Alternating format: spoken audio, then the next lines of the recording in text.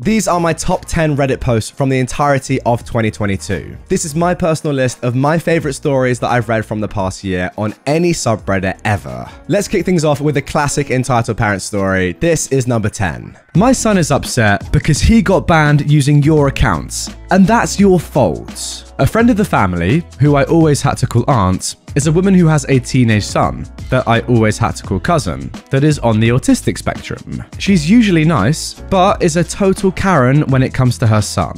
She and her son came to our house to stay for a couple of days because they were traveling for vacation. She arrived sometime before my friend came to pick me up for work, so I was giving them company. Her son is 16 and isn't dumb at all. He speaks almost 3 languages, but he can be really childish, so I gave him my phone to play with. Then the woman started her speech about how social networks are evil and only cause damage, are full of lies and predators, except for her Facebook of course. Then finally my friend arrived, so I just ran and went on my merry way. I didn't realize that I didn't have my phone until several hours later. When I came back from work, she was angrily waiting for me.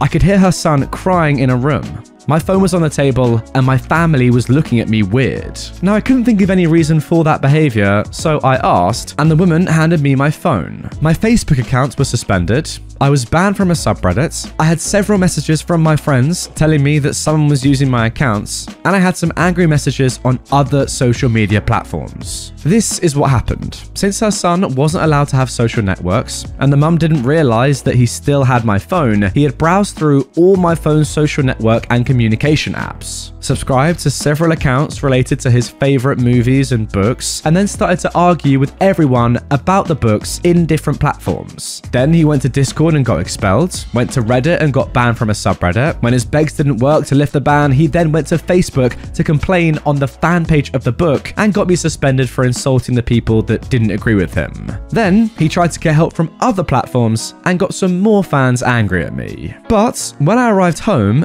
his mum was angry at me because his son couldn't enjoy his book anymore because of the bad time he got.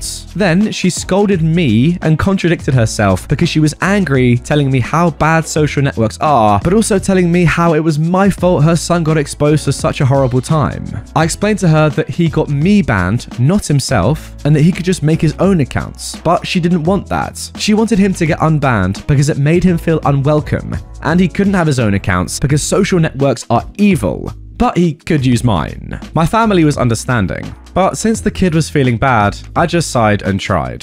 Facebook was a lost cause. The Reddit mod thought I was lying and being childish. The Discord mod was understanding after a little talk, and the people on the other apps were a mixture of understanding and just thinking I was a butthole. My aunt still thinks it was all my fault, and is angry at me even after I explained that I was the only one harmed here. She thinks I didn't get unbanned from the other social networks because I was being mean, and she's probably gonna believe that for years if other situations like this one come up. Now I've just gotta hope that this doesn't happen again until they leave. And also, her husband called, apologizing. Look, I can understand her desire to protect her son, but I can't control the internet's response. Well, there you go, guys. It makes a lot of sense to me. Your own kid getting someone else's Reddit, Discord, Facebook, whatever other social media's account banned, yet no, it's not your kid's fault, it's their fault. OP's fault. It makes a lot of sense to me. It really does. It's actually ridiculous that she blames you for all of that, yet still doesn't let her own son make his own accounts or give him her phone for him to try, you know. It's weird. Like, you've done a nice thing there by giving him your phone. Yeah, no, it's your fault. Makes a lot of sense, woman. Okay then, moving on to number 9 in the list now, and this is from r/pro-revenge, and it's quite possibly the saddest story on this list. We all like a good prank, right? But when it's malicious and at the detriment of someone else, then it's too far. This revenge is perfect though. Turnabouts is always fair play. I'm not sure if this one belongs here, as I was not the one actually wronged. My revenge was taken for someone I've never met, and I honestly don't know if they personally got any satisfaction from it. I do know what it did to the perpetrator, and that it satisfied me, so I'll let you guys decide. Like many of my tales, this one takes place in the distant past, before cell phones were common, and before universal caller ID was the norm, in a time dinosaurs most likely roamed the earth. Well, the 80s at least. These things are very important to the story. Our tale takes place in a large West Coast city, known for a big orange bridge and delicious sourdough bread. I was living in the city for several months, working temporary duty for my company, and was preparing for work on the day in question. As was my custom, I was getting dressed, listening to the morning radio show on a local station. This station's jocks had started doing something called the Monday morning wake-up call, where, on the first day of the week, they would make a prank call on the air to a victim chosen from write-in suggestions from the listening audience. Now, doing this was actually very controversial in radio circles at the time. I've been a radio DJ in my hometown for a few years, and there are rules you must follow. One of the biggest rules is that you can't make a false or deceptive radio transmission, like announcing an emergency, sending an SOS, or cry for help, or other such deceptions. Doing so is a federal offense. You can lose your license and be fined, or even do jail time. It's a big no-no. The debate has long since been decided, but at the time, doing prank calls on the air was a grey area. There were people who were sure it constituted a false transmission, and some stations refused to do it. The argument was still alive at the time this happened. This day happened to be Monday, and the intended victim had been nominated by her husband. They had experienced a power failure at home earlier in the week, and the husband's suggestion was that the station call his wife, claim to be from the utility, and tell her that the power outage was somehow their fault and they would have to pay for it. The station staff loved the idea, and they proceeded to call the wife at her place of employment, a local bank. The victim answered, and the prank began. "Hello, is this Mrs. Victim? I'm John Doe from Area Power Company. Do you remember having a power failure earlier this week? Well, it was due to a blown transformer on your block, and we've determined that the cause is a wiring fault in your house. We may have to cut off your power until you get it fixed. Also, you will be charged for the transformer. The total cost is X thousand dollars. Would you prefer we put that on your utility bill, or do you want to make other arrangements to pay?" As you might imagine, the woman was shocked, then scared. As she asked for more information, having trouble believing that they were going to have to pay thousands of dollars, she got increasingly more upset. This egged the radio staff on. The guy making the call kept increasing the pressure on her more and more, eventually telling her that her power would likely be cut off until payment was made, and that there might be a lawsuit. After several minutes, she suddenly hung up in tears. He called her back, and when she heard his voice, she hung up again, crying even harder. This time, the guy waited a minute and then called back again. Another lady then answered the phone, a co-worker, and he asked to speak to Mrs. Victim. When the co-worker asked his name, he replied, "This is her husband." The co-worker cursed at him, called him a liar, and hung up. The radio studio was filled with laughter. The jocks thought it was hilarious. They took calls from listeners who were all laughing and talking about what a great prank it was. They finally got the husband on the phone, and he was also laughing and joking that he'd surely be sleeping on the sofa tonight. He was congratulating the radio staff on the fine job they'd done, terrorizing his wife. The radio host promised the listening audience that, because the prank was so funny, they would certainly be playing the whole recorded prank again at noon. So, be sure to be listening, and call your friends. I, in my efficiency apartment listening to this, was getting mad. I was still pretty newly married, and I couldn't imagine doing something like that to my wife. All I could think of while the staff and listeners on the radio were laughing was that a few miles away, a young woman was in the ladies' room crying, probably with co-workers trying to calm her down. What made it worse to my mind was that the guy who set her up for this was the one guy in the world who should have had her back, her husband. Anger turned to resolve. Resolve formed a plan. I grabbed the city phone book. Remember, it's the 80s, and looked up 2 phone numbers. I called the first one. You may remember that I said I'd been a radio disc jockey myself. It was a tiny dawn-to-dusk station, but I knew how stations worked. I knew what they liked, and more to the point, I knew what they did not like. I'd also done a lot of voiceover work and could sound professional as heck. The phone rang and was answered. "You've reached Kyle, Radio Jerk." I launched my attack. I began in a professional voice. "Yes, this is George Smith." I picked a more believable name. "From the City Office of the Federal Communications Commission. I've been getting some disturbing calls about your morning radio show, and I need to speak to your program director to discuss it." The radio guy stammered. He's not, here right now. Let me get you someone else. I was put on hold. And after a few moments, hi, hello, this is Radio Guy 2. You're from the FCC? Yes, this is George Smith from the Office of the Federal Communications Commission. As I told your co-worker, I've been getting some disturbing calls about your morning radio show, and I need to speak to your program director to discuss it. He's not in yet. He'll be here at, 9 o'clock. Okay, well, I can start with your station manager, since he will need to be in the conversation as well. The radio guy was breathing fast at this point, starting to lose all his composure. Oh, wow, he gets in at 9 too. Can I have him call you?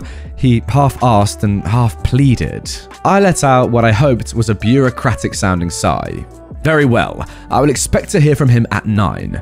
I will need to speak to your station manager, your programming director, and very likely your on-air personnel from this morning. I'll also need your station logs. Oh, yes sir, I'll make sure he calls you right away. Alright, well I'll be expecting his call. Here's my number. At this point, I gave the radio guy the second number I'd looked up in the phone book. The main number for the Office of the Federal Communications Commission. The radio guy stammered his thanks and promises of phone calls, and we hung up. I went back to the radio. The jerk disc jockey said, "Uh-oh, the FCC is calling. Well, they can't do anything to me. I've got a year of pre-law in college and blah, blah, blah." He continued his defiance for a few minutes and then went to commercial. I kept listening. They stopped talking about the prank call. They stopped taking phone calls from listeners. They stopped talking to the husband. They started playing music. A lot of music. I listened for the rest of the day. They didn't talk about it the rest of that day, and they didn't replay it at noon. In fact, for the rest of the week I listened and heard nothing about it. I was a bit surprised. I figured that they might stop talking about it for a little while, but not altogether. It wasn't until later that I realized why they went so silent. I had scared them. In my quest to get a little vengeance for that crying woman I'd never met, I scared them. But more to the point, I'd embarrassed them, and Jerk Disc Jockey had helped. Once he went live with his bravado against the call from the feds, their listeners knew they'd been called and heard the silence afterwards too. They were embarrassed because I'd just done to them what they'd done to her, and they didn't even want to admit it. Now, I've kept the name of this poor woman's husband a secret, because I've always wished that I could meet that woman, and her husband's name would be how I would know it was really her. I doubt she's still married to the guy, but I'd like to let her know that in that place, on that day, someone had her back. And there we go, that is the end of that story. I've got to say, that is hands down one of the best revenge stories I've read. First of all, amazingly well written and structured, I enjoyed that. But secondly, I cannot believe that radio stations in the past were allowed to do this. Look, I'm all for a good prank in good nature that people can laugh at, but when it's malicious like this, and you're really causing this woman to go through such a terrible moment in her life, I mean, yeah, genuinely floods of tears. She's probably thinking about the insane amount of debt that she's about to get into, and the fact that she'll have no power to her house. All for what? A couple of cheap, malicious laughs on the radio? Why? That's insane. And also, her own husband has done this to her. Yeah, I agree with you, OP. I doubt that they're still together, and I very much hope that they're not still together. But wow, the fact that this sort of stuff used to exist is mental to me. Thank God that people like you exist, OP. People that are going to take things into their own hands and enact some sort of revenge like this. Ultimately, I don't know what happened to this woman, so we can't say if this revenge was successful or not, but at least this radio station got a little taste of their own medicine, embarrassing them, pranking them to a good extent. But wow, what a horrible thing to have done. I can't really believe that was allowed. Now for number 8 in this list. Now this one has to make my top 10 because it actually went viral on TikTok and caused my video to blow up. This is a story all about a parent cancelling a 14-year-old's birthday party. My parents decided to cancel my 14th birthday party to accommodate my spoiled younger brother. Then they reinstated it when I told everyone at school. I am a 20-year-old man, and this happened when I was 14. I have a brother that's about 6 years younger than me. He was extra coddled by my parents for having been diagnosed with high-functioning autism when he was 4. But other than that, he seems very normal, just unbelievably spoiled. And he used to get his way a lot. And by a lot, I mean nearly all the time. Anything I had, he also had to have. So that meant we had doubles of almost everything that wasn't a shared item. And anything he had that I didn't, he'd rub in my face any way he could. When I was 11, I begged my parents for a 3DS for my 12th birthday. I got one, but then was told to lend it to my brother whenever he wanted it, or else I'd have it taken away. Which it was, a lot. When my aunt found out, after seeing my parents forcibly take my 3DS out of my hands to give to my brother on one of her visits, she let loose on them for such blatant favoritism. They returned my 3DS immediately, then blamed me for the situation after my aunt left. But they didn't make me give it to my brother again. Instead, my parents went out a few days later and bought another 3DS as a surprise gift for my brother. On several of mine and other people's birthdays, my brother made a huge fuss because the party wasn't all about him. Even going so far as to outright state that he was upset because he wasn't getting any gifts or getting to blow out the candles on the cake. My parents learned the hard way that they couldn't enable my brother the way they'd have liked at those parties, and were actually kicked out of a few for trying that. And because of that, other kids at his school stopped inviting him to birthday parties altogether. For me, my birthdays were some of the only days I had that I got to have about me, because otherwise my parents forced my life to revolve around my little brother. In the year prior to this story taking place, my parents ended up paying more attention to him the entire time of my 13th birthday. And they even asked me if I'd let my brother blow out my candles for me because he was upset and pouting. I refused that because I wanted to blow out my own candles. They called me a spoiled brat at first, until my aunt intervened and chastised them on their favoritism yet again, stating how much she'd noticed how my brother gets nearly everything between the two of us just because he's autistic. My parents got no support from anyone else there other than my brother, who was still crying because he wasn't getting to blow out my candles, and because he didn't get his way, he tried to outright spit on my cake out of spite. But my awesome aunt thankfully blocked him before he got the chance, then scolded him till he ran to my mum in tears. My parents took a lot of heat from the other adults there, and then promised to never ask me to let my brother blow out my candles again. But they pretty much just went through the motions for the rest of the party. My aunt then took over coordinating everything from that point onwards. The following year, a couple of weeks before my birthday, my parents sat me down and told me they were still gonna get me some gifts and a small cake, but my birthday party was effectively cancelled to avoid my brother having another meltdown. I told them I could not believe they were doing this to me, and they just seemed to shrug it off without a care. So, at school over the next week, I told my friends, my teachers, and even my school counsellor. All of them were appalled by my parents' lack of consideration and empathy. The vice principal even found out and consoled me, and all of this got back to my parents through social media. My parents ended up grounding and gaslighting me for telling so many people, but that didn't stop me from still telling everyone at school that I was grounded just for being upset that my birthday was cancelled for no good reason. Now I guess that made it a lot worse, because several of my parents' own friends, along with parents of other kids in my school, called them up or sent them Facebook messages basically saying, "What the heck is wrong with you?" Suddenly, I was ungrounded. I didn't get an apology though. My dad just walked into my room with his arms crossed, told me my grounding was over early, and then walked out. That was it. I thought my party was still cancelled because nobody said anything about it. And my brother thought it hilarious and rubbed it in my face that I wasn't going to get to celebrate.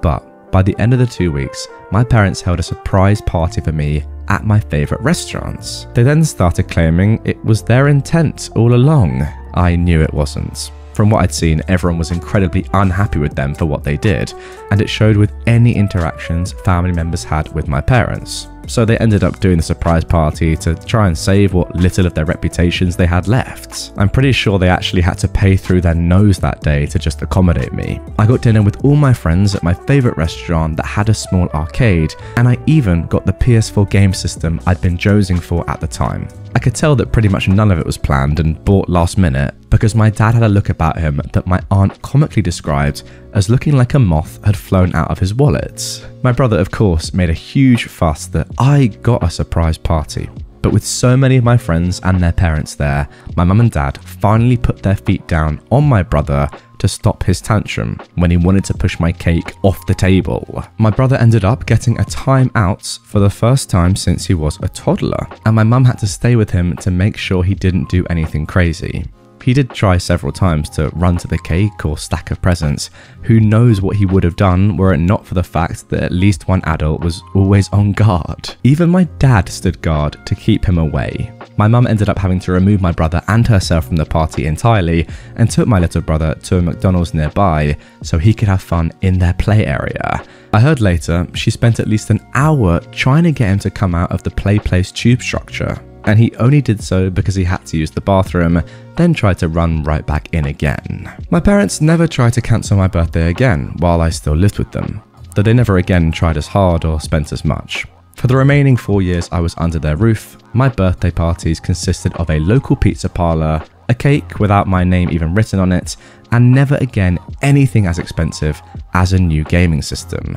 I don't mean to sound spoiled, but I was a bit disappointed I never got a cake with my name on it again. My aunt called my parents out on that each year, and each year they claimed they forgot to get the cake decorated.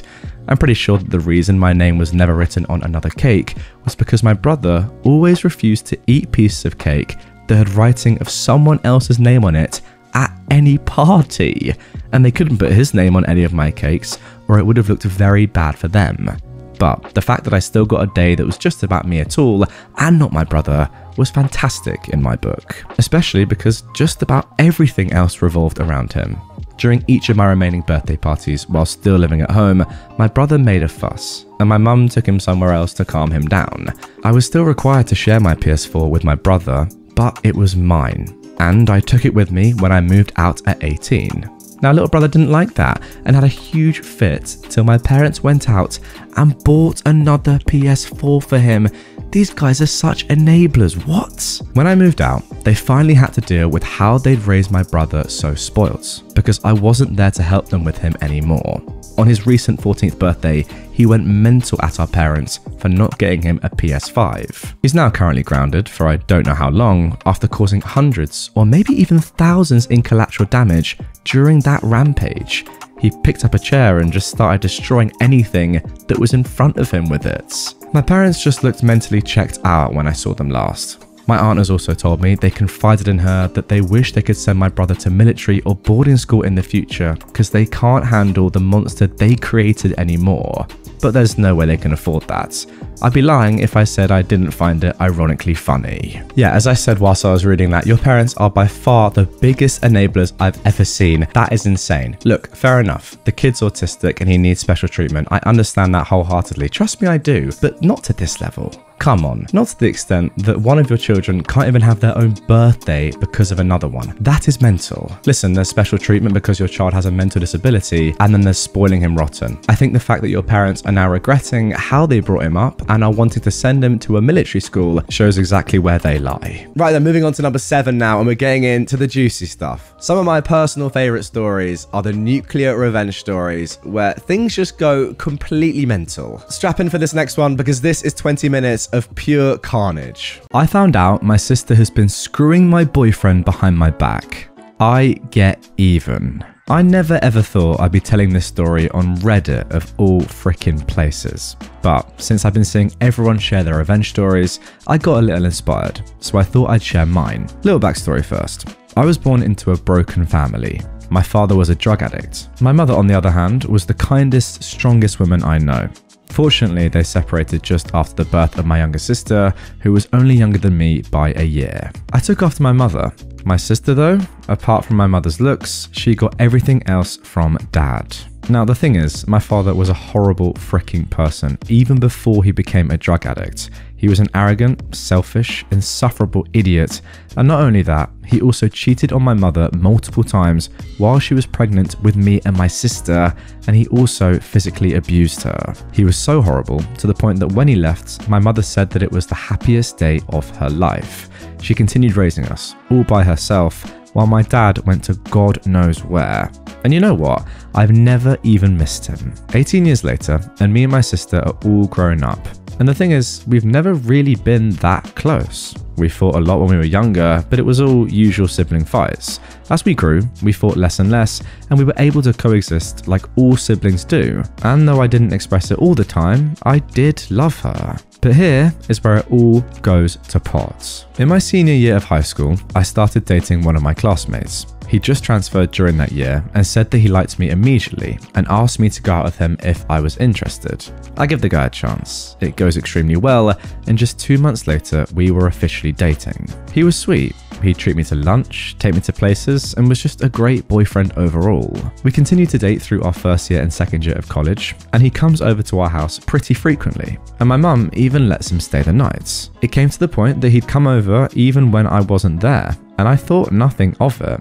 I was even glad that he felt so comfortable there. Until one day, just a month before our anniversary, I texted him that I'd be home later than usual because I still had something to do in school. I was already in my third year and I was busier than ever before. Since we usually go home together, he asked me what time do I think I'll be home. And I said probably after dinner, so he can pick me up then. He says okay. Fortunately though, I managed to finish earlier than I thought, and instead of texting him to pick me up, I decided to surprise him by going to his house, since it's been a while since we spent time together and I missed him. When I got there, his sister, whom I was very close with, was visibly confused and immediately asked me what I was doing there. I told her that I was there to see her brother, and she becomes even more confused, saying, "He told me he was going to your house to see you though. He left hours ago." This time, I'm the one who's confused, so I quickly turn around and went home. Now, thankfully, our houses are only 15 minutes apart, so I got there quickly. The next 20 minutes were like hell. I come home to find his bike outside. The house was dark, and I tried my bestest to go inside as quietly as I could. By the time I got upstairs, I hear it. Moans, female and male, the male one sounding particularly like my boyfriend. Tears immediately flood my eyes. I didn't even need to see to know it was him. My boyfriend of almost 3 years screwing my sister. My feet suddenly had a mind of their own, and I yanked the door open. I was seething at this point. This dog was riding him like a mechanical bull. I stood there as my now ex pushes her off of him, shocked as he puts his clothes back on in light speed and starts spewing excuses. I wasn't listening at all. I was sobbing so much I couldn't breathe. The butthole follows me all the way downstairs, and I yell at him that if he doesn't leave that instant, I'd tell his entire family. He leaves, and I was left with my sister. I couldn't even look at her. I stayed downstairs, calming myself down until my mum came home from work. She immediately notices that something is wrong, but I don't tell her yet. Dinner starts and I felt like crying again. And you know what's even worse? When my sister came down and sat just across from me, I saw no hint of remorse or guilt on her face. Absolutely none. I felt sick. I wanted to vomit. And I swear that at some point during dinner, the evil dog even smirked. A week goes by and I don't say anything. I was so hurt. My ex wasn't saying anything too. No phone calls, texts, nothing. And neither did my sister. Not a single freaking sorry. I felt so defeated. I was crying multiple times a day and I couldn't even focus in school. One day I finally snap and I tell my mother everything. She was extremely disappointed. She scolds my sister, but even she didn't really seem to care. And then suddenly I remembered. My ex had told me his passwords. He told me early in our relationship, and I never bothered to open because I was never the type to go through my SO's messages. I trusted the guy, and this is what I get. Anyway, I managed to open his Messenger account, and there I see it. Hundreds of messages between him and my sister. I felt weak in the knees. It had been going on for almost 4 months. I took screenshots. It turns out they'd been going out while I was still at school. All 3 of us were from different schools. My sister couldn't get into mine because her grades were too low, and so were my boyfriends. My pain quickly turned into anger, and I wanted nothing more than to make them both pay. I couldn't stomach the sight of my sister. The fact that she'd go behind my back like that over some guy made me freaking sick. We were supposed to always be there for each other. After a month, I asked my mother if I could move out and live with my aunt for a while, because I just couldn't take it anymore. She was sad, but she understood. I felt so sorry for her. She held my sister accountable for what she did, but at the end of the day, it was still her other daughter, so she couldn't completely turn her back on her. I didn't want to give her the burden of having to choose, so I did instead. So I move out and live with my aunt, and I promised to keep in touch. The next 6 months were basically me putting my stuff back together. I became a working student and did some freelance work to earn some money. And as I started to earn more, I dropped out of school completely and became a full-time freelancer. As the months went by, I'd earn more and more, and I had more than enough money to spend for myself. And from then on, I started to send money to my mum monthly. One day, I got curious and decided to check on my sister and ex. When I unblocked them, I regretted it instantly. Those buttholes were still together, and my sister was even flaunting their relationship on Instagram. Suddenly, it was as if no time had passed by at all, and I was angry yet again. I scrolled through more pictures and it was obvious that my sister was completely in love with him. Then I acted on anger. I sent the screenshots I took from before and sent them to our cousins, telling them everything. They all ended up hating her. And then I sent it to my ex's sister and also told her everything. She punched him, told their parents, and a day later, I received a text from them apologizing on behalf of their son. It made me feel slightly better. A week later, my mum asked me to come home to spend the weekend. I decided to say yes this time. I stopped by a mall on the way to get a gift for her, and guess who I see?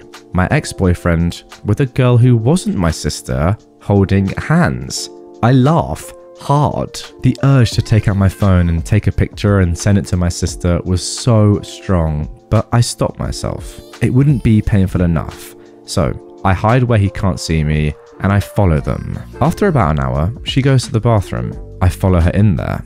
I approach her when she comes out of the cubicle and I say, "Is the guy you're with your boyfriend?" She looks a little bit scared and confused, but answers yes, nonetheless. I quickly tell her that the same guy is currently dating my sister and even showed her some pictures. The girl was completely horrified. She said she had no idea that he was seeing someone else, and I fought the urge to laugh. I tell her to get rid of him quickly, and I'll tell her everything she needed to know. But I also asked her not to dump him just yet. So she makes up some excuse about an emergency at home, and they go their separate ways for the day.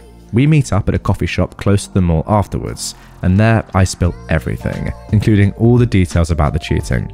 When I'd finished, she looked so mad, almost as if it had happened to her, and then she goes on to reveal that a longtime boyfriend of hers actually cheated on her as well. We talked some more, and as time passed by, I came to discover that the girl was actually really sweet, and I felt sorry that she became a victim of my ex too.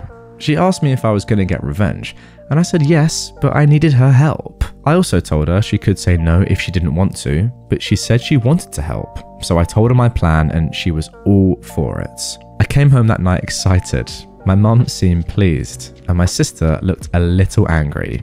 I didn't give an F though, since I had the knowledge that my ex-boyfriend, the guy she destroyed our relationship for, was on his way to destroy her. That girl and I talked for the next 3 weeks that I was there, and she would send me screenshots of her and my ex's convo and also pics of them together. We continued to talk even after I came back to my aunt's house, and exactly 2 months after we met, the plan was finally in action. It was a week before my ex and my sister's anniversary. Yes, they had an anniversary, and I was about to give her the greatest gift. By that time, my ex had confessed to the other girl about his relationship with my sister, but she told him it was okay and they could still be together because she didn't care. Little did he know, of course, her and I were basically best friends at this point and had come up with a master plan to ruin his life.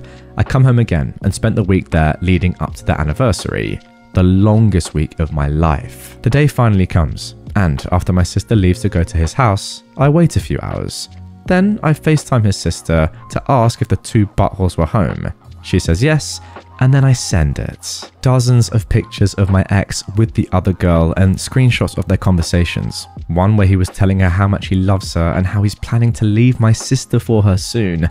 There was one where he even expressed how annoying he found my sister and that he sometimes wants to strangle her. A whole bunch of other screenshots where he insults her, calls her stupid, desperate, and many more things.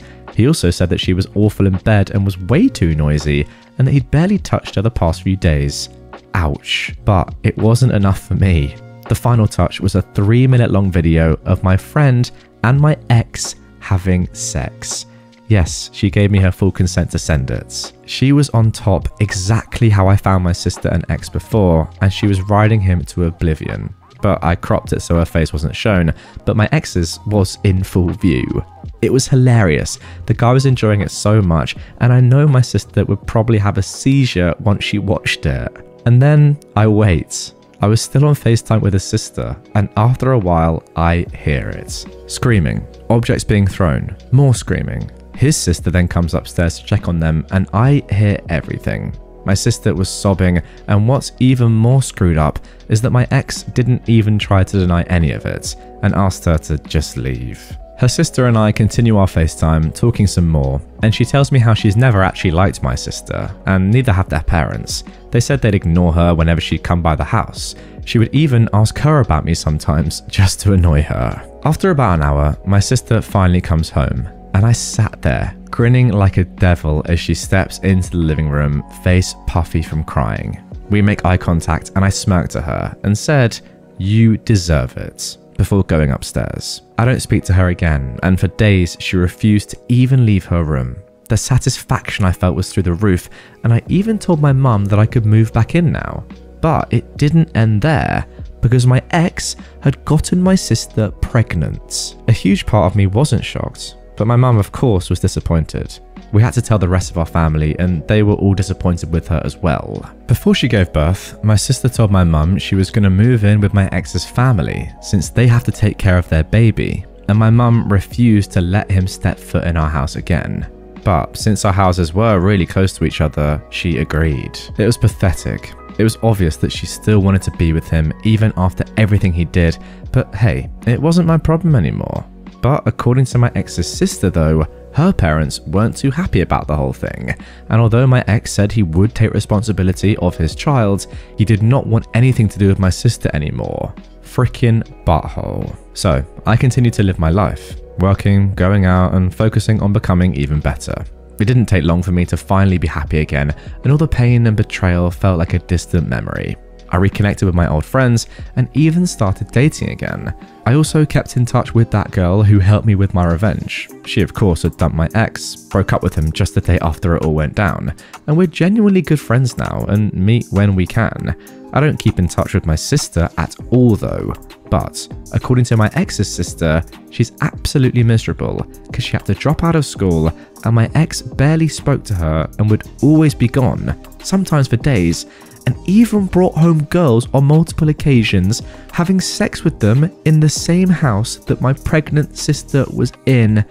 Oh wow. Oh, and to top it all off, he also wasn't there when she gave birth. What a man, guys. Honestly, I didn't feel sorry for her at all, since she chose to stay with him. But I did feel sorry for the kid for having those two buttholes as his parents. They'd go to our house at least 3 times a week to see my mum, and my sister would completely ignore my existence. Guess what? That dog still hasn't apologized. I didn't really care at that point, so I just ignored it. But one time, I kindly offered to buy her baby some clothes, and she fixed me with the nastiest look before saying, "We don't need your frickin' money." I was appalled, and then I was angry again. Alright then, if that's how she wanted to play. Now, funnily enough, I run into my ex at a bar just a couple of days later. He looks frickin' terrible, and I questioned what I even saw in him. He sees me and then actually looks happy. I, on the other hand, no longer felt anything to him, only disgust of course. He tries to make conversation, telling me I looked great and even apologizes. I was shocked, but his apology didn't really mean anything to me anymore. Later that night, I received a bunch of messages from him. He was apologizing again, and then went on to say how much he regrets cheating on me before begging for another chance, and swears that this time things would be different and that he was gonna change for me. I laughed so hard I fell off my bed. The ocean would dry up before I even think about taking his butt back. But since my sister had angered me once again and I was feeling a little petty, I sent her the screenshots of those messages with the caption, "This your baby daddy?" I knew that she was still in love with him, even after everything, and I knew that it would hurt her to see how he's willing to change for me, but not for her, the mother of his dang child. He barely even gave her money for the kid. It was only his parents and my mum who supported her financially. My sister blocked me. LMFAO. And no, I didn't ever take my ex back. Last I heard, he actually started using drugs. So, fast forward to now. I continue to thrive, while she continues to be miserable.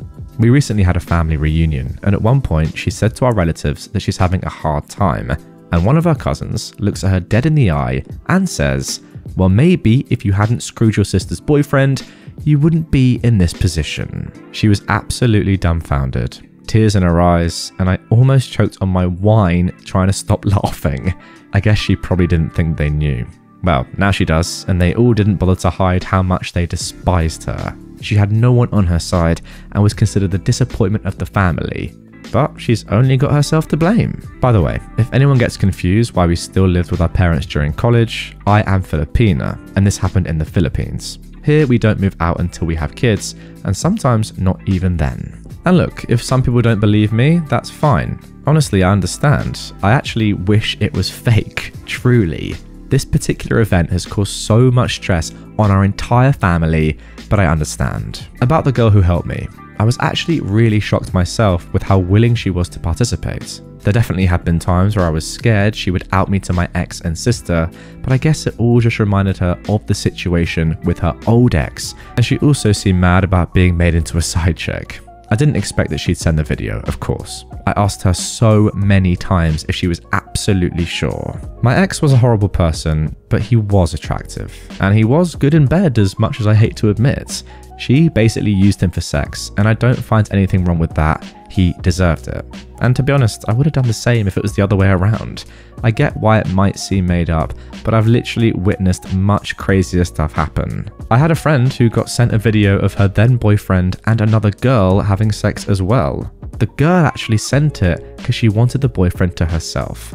It happens more frequently than one might think. Some females can be messy as anything these days. But again, I get why it might not seem believable. Ultimately, believe what you want. It's not like it would affect any of us negatively. What's done is done. Have a good day.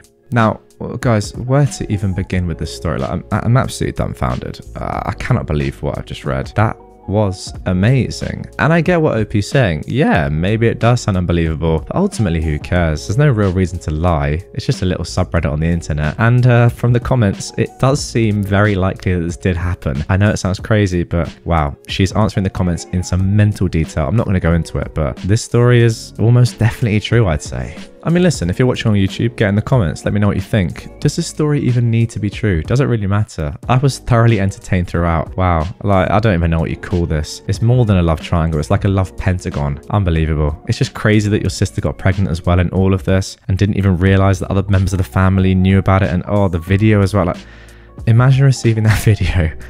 God, it just begs belief. It really does. I mean, look, she was the one who obviously brought this upon herself, but I actually do feel kind of bad. 5% of me feels bad for her because, yeah, look, it's probably one of the worst things you can do, but now she's got a kid and everyone hates her. Like, oh, it's not the best situation to be in for the rest of your life. Look, I get it. You're all shouting at me. She deserves it. I agree with you. But wow, think of the pain and misery that, she's caused that onto herself, of course, but just think of the pain and misery. It's a lot. Fantastic revenge, I gotta say. Love that you got another side chick involved. So good.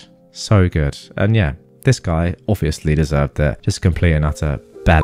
Now moving on to number 6. Now the reason why this one makes the list at such a high spot is because it's a mix of my two favorite subreddits of the past year, Entitled Parents and Nuclear Revenge. They come together in this story to make this absolute banger, and it involves Alexa doing Alexa things. It's very fun. Here we go. Alexa, play Bitch Ain't Shit by Dr. Dre. My crib midget has evolved into a mini-human, and my mini-human is now in an adult male body, which is, unfortunately, still outfitted with a teenage brain. Don't worry though, he knows everything.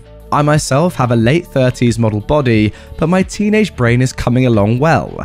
That said, my loving wife is still able to maintain her sanity with 2.5 boys and half male adults in the house.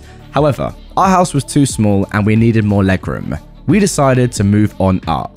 The new house is everything we wanted. There's ample room for the growing family. The boys would conquer the upstairs and even have their own bathroom to grow science experiments. They occasionally fail to brush their teeth, but you can most certainly count on them to pee in or on everything except the toilets. Cake, my 11-year-old mini-human, shares my obsessive-compulsive disorder, OCD, and keeps his room in working order.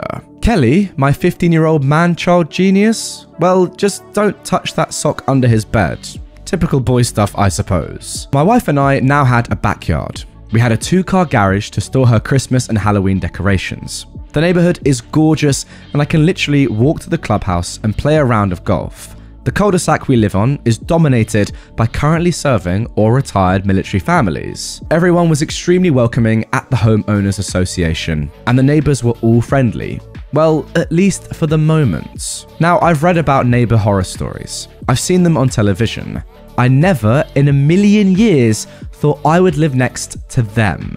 I am a gunfighter by trade, but believe it or not, I don't like war. I like my job, but I don't enjoy the carnage of war. I'm a realist though.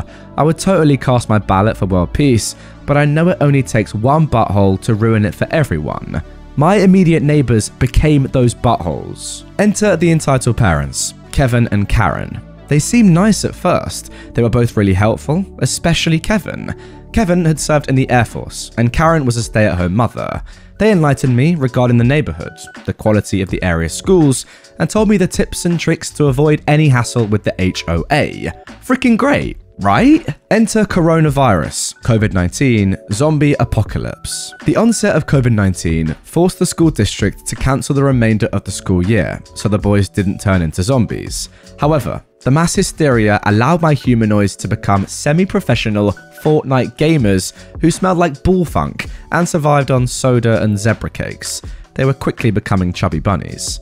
I, being neighborly, informed Kevin and Karen that I would be in the market for a portable basketball hoop to combat childhood obesity and type 2 diabetes. Side note, I remember everything. It can be quite literally a matter of life or death in my occupation, so I remember things vividly. So I go round to Karen's house. Pleasantries, some other words. I'm thinking about getting a basketball hoop for the boys, I say. That's great, says Karen. It's so good to have young children in the neighborhood again. Yeah, but you know you can't put it in the street, right? Says Kevin. It's against HOA rules. Kevin is a rules guy. Ah, well aware. I'll be putting it on the back pad. That's great. If the ball ever goes over the fence, just tell them to come and get it. Awesome. It was a positive interaction and they had no issue. Onwards to Walmart's. Now, my children are well behaved. They may act like idiots to each other and inside the house, but they're both kind and courteous to others. Despite Karen's instructions, I told them to knock on the door if the ball ever goes over the fence. So they did. First bounce over. I hear a knock knock knock at my door. It's Kevin. Hey Kevin, how can I help you? Now Kevin was annoyed. The ball went over the fence. Ah, did the boys knock and ask to get it? Yes, I just wanted to let you know. I spoke to my wife afterwards. That was odd, was all I could think. Is the guy gonna let me know each time the ball goes over the fence? Maybe I should knock on his door. Hey, Kevin, just wanted to let you know that your car is parked in the driveway. This process quickly became a routine for Kevin. Kevin became a self-licking ice cream cone. Kevin came over 6 times over the course of about 3 months. My wife began keeping tallies because it was odd, but somewhat comical. Then stuff started to get real. Cake, my youngest child, came running in the house scared. He had tears in his eyes and was continually reiterating, "I didn't do anything wrong." Nobody has accused me of being world's best dad, so I was wondering if he did in fact do something wrong. I forgo waterboarding Cake this time and ask what he's talking about. Cake stated, "Karen is recording me." Wait, what? I look outside and sure as heck, I see Karen at the fence pointing her cell phone at me as if it was a loaded gun. I think, well, f my tits, because I know my wife is going to lose her head. And she did. My wife is dainty, but she quickly turned into a 4'11" Muhammad Ali. Man, it took every frickin' ounce of verbal reasoning for me to stop her from physically rearranging Karen's face meat.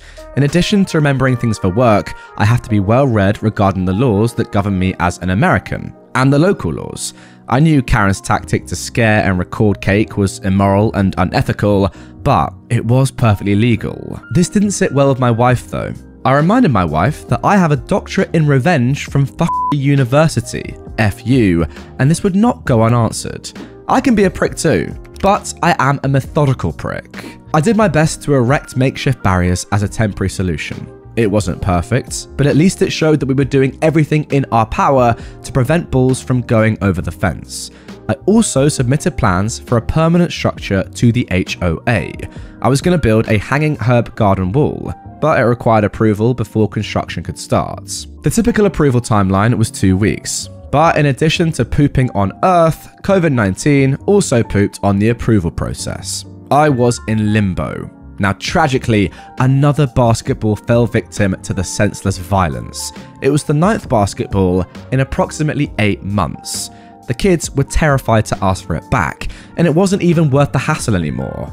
That didn't stop Kevin though. 9th bounce over. Knock, knock, knock. Hey, is your husband home? My wife answered.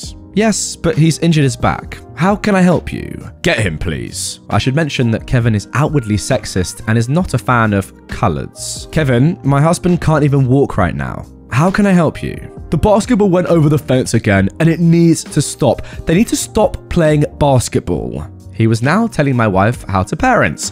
Good luck, buddy. I'm sorry the ball went over the fence. We continue to tell the children to be careful, but I'm not going to tell them they can't play basketball in their own yard. You'll tell your boys to stop playing. If the ball comes over the fence again, we are calling the cops. Tell your boys to stay out of our yard. They're trespassing.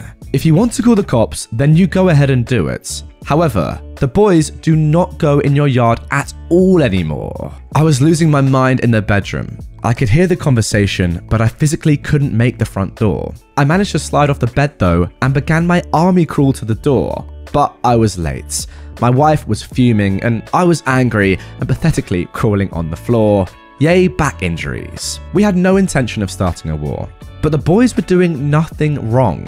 We'd informed Kevin we were getting a hoop and they had zero issues with it. What the frick was going on? 10th bounce over. The cops are called. The OP City Police Department sent 2 cruisers. The children may be 11 and 15, but all be danged if they don't go down without a fight. 1 cruiser was not going to suffice. You better send 2 for my miscreants. I just sat in my garage man cave and watched it all play out. The cops go to the neighbor's house first. They're there for more than an hour, and I can only assume we're being painted as horrible neighbors. Oh well. It's now pitch dark outside, and I was startled by the time an officer approaches. Officer John Kimball comes up to me. Hello, sir? Holy frick, you scared the poop out of me. Sorry, hi. I'm Officer Kimball with OP City PD. How are you doing this evening? Typically, I'd say fine, but I don't typically have a cop in my garage. Yeah, I understand. Look, the reason we're here is because the neighbors called out about trespassing. Now, they said nobody went in their yard today, but they want you to understand they will press charges next time. I was baffled. I did my best to maintain my composure, but I'm certain my face was screaming, "Are you freaking serious?" Officer Kimball then pointed at his body camera and mouthed, "Recording," and then gave me a thumbs up gesture. I immediately seized the opportunity to F with him. Sorry, it's in my nature. Hey officer, do you want another beer? You can't just drink 1. The officer starts laughing. What? I didn't have a beer with you. I'm only kidding. And look, we're fully aware of their intent to press charges. I'll be sure to do my best to prepare my boys for the rigors of prison life too. I think jail will be good for them too. Maybe even toughen them up a bit. Okay, sir, I just want to ensure that you are aware. Ideally, we'd like to see neighbors talk things like this out and not call the cops, but unfortunately, this is what it's come to. I just want to ensure you are aware. Tracking. You have a good evening, sir. Thanks. Officer Kimball then walked back to his patrol car. He didn't leave though. I assume he was just finishing mundane paperwork, but he was there for at least 20 minutes.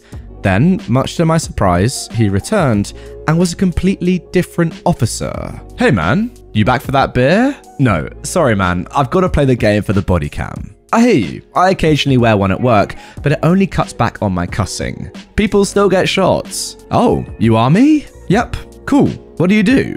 Shoot first, shoot often, and have my story straight before the cops arrive. I figure as much after looking at all your stuff here. Look, I just wanted to talk to you without the camera. They really seem eager to press charges if your children are caught in their yard. Yeah, my wife and I have concluded that. Oh, honestly, that lady is batshit crazy. My God, she demanded we arrest your children tonight. Wait, tonight? Yes, she said they trespassed before and she wanted to press charges now. Oh my, I'm sorry you've got to deal with this, brother. I really am. I can assure you that they've never gone in their yard without permission. Not once. They are terrified of her. She taunts them from the other side of the fence and records them. Seriously, they're scared of her. We now chalk the balls up as a loss. Oh, I believe you. There's something not right with that lady. She said the basketball wakes her son up and she will not hesitate to press charges. I told her we'd do our duty, but I don't think the magistrate will not view the situation kindly if we arrest 2 children for playing basketball. She clearly doesn't care though. Look, I just wanted to chat with you, and without the body cam, I can't exactly call her crazy while it's running. The officer stayed for another hour. He was impressed with the collection of war memorabilia and the setup of my garage man cave. He was specifically intrigued with my Nintendo and working copy of Mike Tyson Punch-Out, among other classics. Yes, it's certainly freaking cool, but I'll be honest, it's got little to do with the story. But then, poop meets fan. My wife was mowing the grass, and I was currently doing stuff I never thought would be a priority of mine. Planting a new flower bed. Kevin and Karen had just returned from another Chick-fil-A run. Then the unthinkable happened. Kevin exited the car and immediately approached me. And he was angry. Your boys went into my yard and got a ball today. They may think we didn't notice, but we did. You need to tell those boys to stay out of my yard, or wait a freaking minute. I don't tolerate people who lie, cheat, or steal, and you are lying right now. No, your boys we were at an all-day soccer tournament in a different state. We've only been home for a couple of hours. They've not played any basketball since we've been home. You're lying. Well, we're sick of them getting balls from our yard without permission. Look, Kevin, I get it. However, you failed to recall when your wife said the boys were more than welcome to go in the yard, and I didn't even get to finish when I heard the screech of Karen. Now look, I know my writing style is different to say the least. I wish I was better. I do not have the words to accurately articulate the sound Karen made, but I'll do my best. It was like the Tyrannosaurus from Jurassic Park making love to a nuclear explosion during a tornado, but way freaking louder.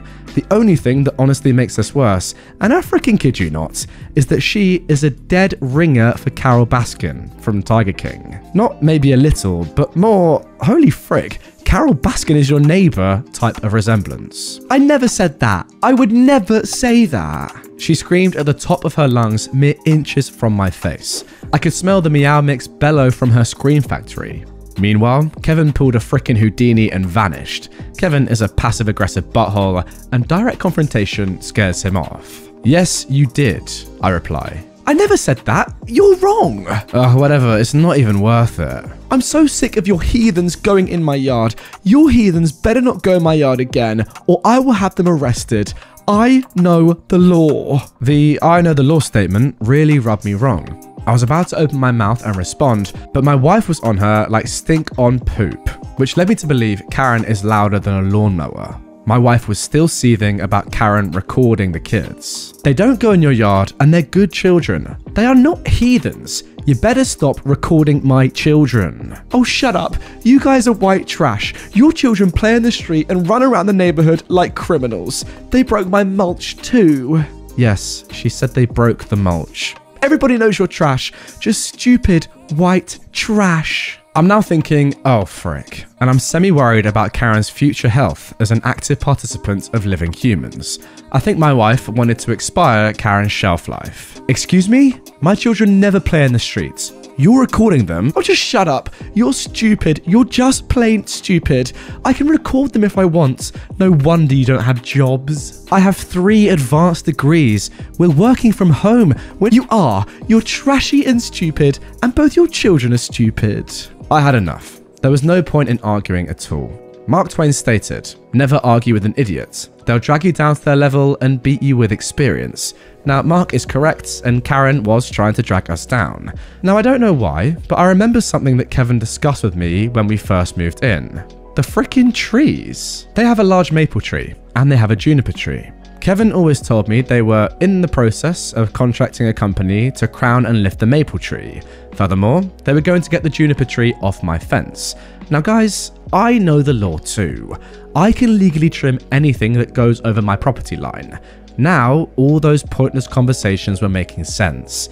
It was my time to join this exciting game called pettiness. Karen, I say, you have until Sunday to get your juniper off my fence. Oh, shut up. I told you we were going to get it handled this fall. It's June. You have until Sunday. Or what? I allow my wife to rejoin the conversation, and I retreat to the garage. There, I grab my clippers and prune a good couple of inches off the juniper tree and lay them at her feet. Cue T-Rex frickin' a volcano voice. What the heck do you think you're doing? I told you it will be done this fall. You have until Saturday now. You're dumb too. Just like your wife, aren't you? My intelligence may have been debatable, but I suppose it was time to repeat the process. I now return with about 2 feet of tree and place it at her feet. I am like Momo lady. You have until Friday, I say. You better not touch my tree again. I'll call the cops and have you thrown in jail tonight. You're so dumb, aren't you? Now I see where your children get it from. I know the law too, Karen. I'll be back in a minute with some more of your juniper tree. Kevin! I again return to the tree. I now have another 2 feet of juniper tree to place at her feet. The more she screams, the smaller her tree becomes. It was an enjoyable game of cause and effect. Meanwhile, I see Kevin and Kevin Jr. running like Usain Bolt to secure their tree with toe straps. I hope you're happy. You're terrible people. You're both terrible parents and your children are heathens. I'm sick of ball bouncing and waking my son up too. You people need to move. You're just horrible parents. Horrible. Now screaming louder. Horrible parents. Guys, I had enough. I was at critical mass. I was going to explode. Karen continued to yell at my wife and I was zoning out. It was comical to watch Kevin and Kevin Jr. secure the tree to their porch in order to get it off the fence. Once complete, they quickly made their way back to the one-sided screaming party. Horrible parents, look what they did with my poor tree. I think we should call the cops, dear. Horrible parents, I feel sorry for your kids and I'll just shut the frick up. I raked up 21 bags of leaves this past fall. 21. Funny because we don't have a tree in our backyard. I pulled an additional bag's worth of leaves and branches from my gutter. Not from my tree either, it was from your tree. You know what, Kevin? I didn't complain. I didn't knock on your door and bitch. Yeah? And? We live in a suburbia. This stuff happens. They are kids. Kids frickin' play outside. I don't want the ball in your yard either. You accuse them of being in your yard. You also accuse them of breaking mulch. How in the frick do you break mulch? Are you frickin' serious? Really? Yes, really. Maybe you should learn how to parent your horrible children. At this point, I just frickin' lost it. Wait for the surprise. You know what? That's the last time you question me about my parenting. My children are going to grow up and be productive members of our society. I find it comical that you have the audacity to question my parenting, seeing how you have a, wait for it, 49-year-old son living at your house for the past 9 years. I assume it was because of the divorce and the bankruptcy he filed 9 years ago. My children are waking your child up. Your child is a jobless 49-year-old man living at home with mum and dad. Is he working on a startup? Prestige worldwide maybe? Boats and hoes? At this point, Karen was freaking baffled. How do you know any of that? Do you go snooping through our mail too? I'm good at what I do, and I found everything online. I know you are 69 and lost your license due to reckless endangerment charge in 2017. I know Kevin Jr. has 5 different moving violations and 1 DUI. I also know he was fired from his grounds crew job with the HOA. I know your husband is 72 and wears the same frickin' shirt every day, so I can only assume that laundry is not a priority. I know your phone numbers and email accounts. I know a lot of stuff about you.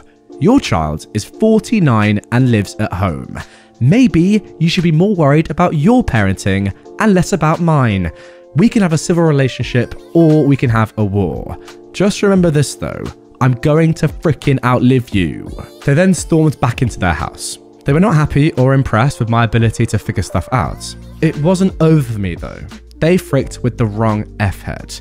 They were unaware of actions I took to keep the peace. For example, I never let the boys play basketball while they were outside eating dinner. I didn't let them play before 9 or after 7. I tried. but they would blare country music and enjoy the gorgeous weather and eat a meal. I never complained about Garth Brooks on Volume 100 while I watched the national news. I was teleworking, and I took up as a part-time job now. I have wrestled since I was 4 years old. I was never much of a basketball guy. I am now though. Karen and Kevin had just sat down to enjoy their meal. I don't have to spy either. I can easily see them out my French doors as I watch the news. I patiently waited for the slot speed F-heads to get their outside dinner setting perfectly situated. I could hear Tim McGraw playing when I opened my French doors. I like music too, so I figured I'd get my groove and play basketball. I say, Alexa, play Ain't Sh by Dr. Dre. Playing Bleep and Bleep by Dr. Dre. Alexa, Volume 10.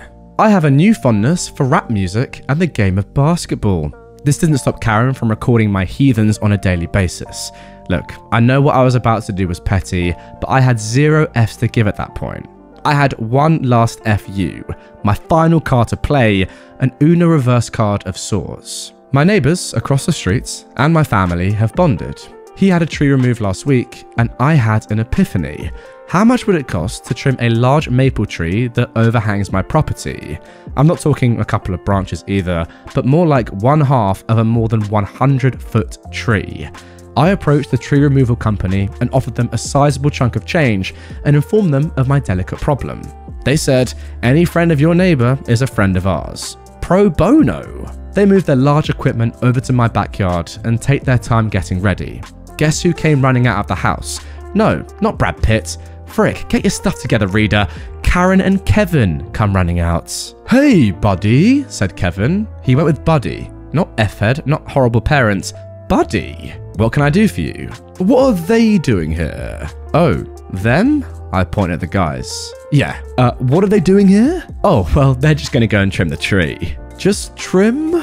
Yep, just a little trim. You know that tree was a gift from our daughter, right? Says Karen. We don't want anything drastic. It's been with us for over 40 years now. Yeah, it was a gift from our daughter. How much are you thinking of trimming? Well, just so you're aware, you understand that I can legally trim anything that overhangs my property. I've got approval from my lawyer and the HOA to trim it. Now, frankly, I care as much about your tree as you do my children's privacy.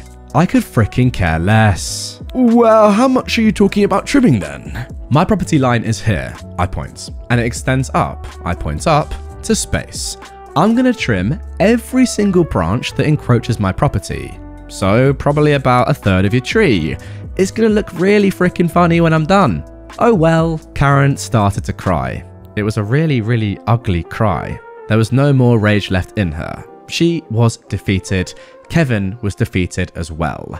Now, this was not my desire. Don't get me wrong, I don't care if she cried, but it was not my intent. Or, you can stop recording my frickin' children. Karen looked like snot-nosed Carol Baskin. If I stop recording? Look, we don't have to like each other, because I certainly don't frickin' like you guys. My boys never go in your yard, ever. I don't even care if you keep the basketballs, but I'll be danged if you frickin' record them ever again. If you do, I'll cut your tree down without warning. Now, Kevin is still angry, but says, thanks, bud. No worries, friend. I'm just trying to be neighborly. Just remember, I am dead serious about the tree, and I'm pretty certain I will outlive you. Now look, guys, I know I'm a prick. I know we're both in the wrong at times. I draw the line, though, when a 69-year-old woman sees fit to torment my kids. We've only had one problem since these events occurred. Kevin's junior's car sat in the same spot for 9 months. I've submitted over 20 home improvement requests to the HOA, and I'm now friends with the wonderful ladies that work there. They periodically inspect neighborhoods and noticed the registration on Junior's vehicle was 2 years outdated, and they had it towed. Karen accused me of having it towed. We had another colourful conversation, but it ended there. Kevin Jr. is still jobless to this day. I assume he's managed to erect a bunk bed in his childhood bedroom. He has so much more room for activities. Just make sure you don't touch his drum sets. And there we go. That is the end of that absolute beaut of a story. I've got to say, first of all, I don't know why OP thinks his writing is bad. It's phenomenal. I loved reading that. It was so easy to read. It flows so well. The story was great. The twist at the end as well. A 49-year-old kid still living at home, and that's the person that you're complaining about. Oh, Amazing. Loved every second. Great story. Hope you guys enjoyed it too. You know, personally, I've always thought about this, right? What if you buy a house and it just turns out, unluckily, that your neighbors are just horrific people, like in this story? There's nothing you can do. You own your house, they own their house, you've just got to live with each other. It must be incredibly tiring to have to go through an entire ordeal like this and deal with people like Karen, Kevin, and their son, I guess. But wow, the way you guys went about it, amazing. OP, I love you. I love your wife. I love your kids even. Not in a weird way, but they seem like good guys, you know, very polite, respectful, good at basketball as well.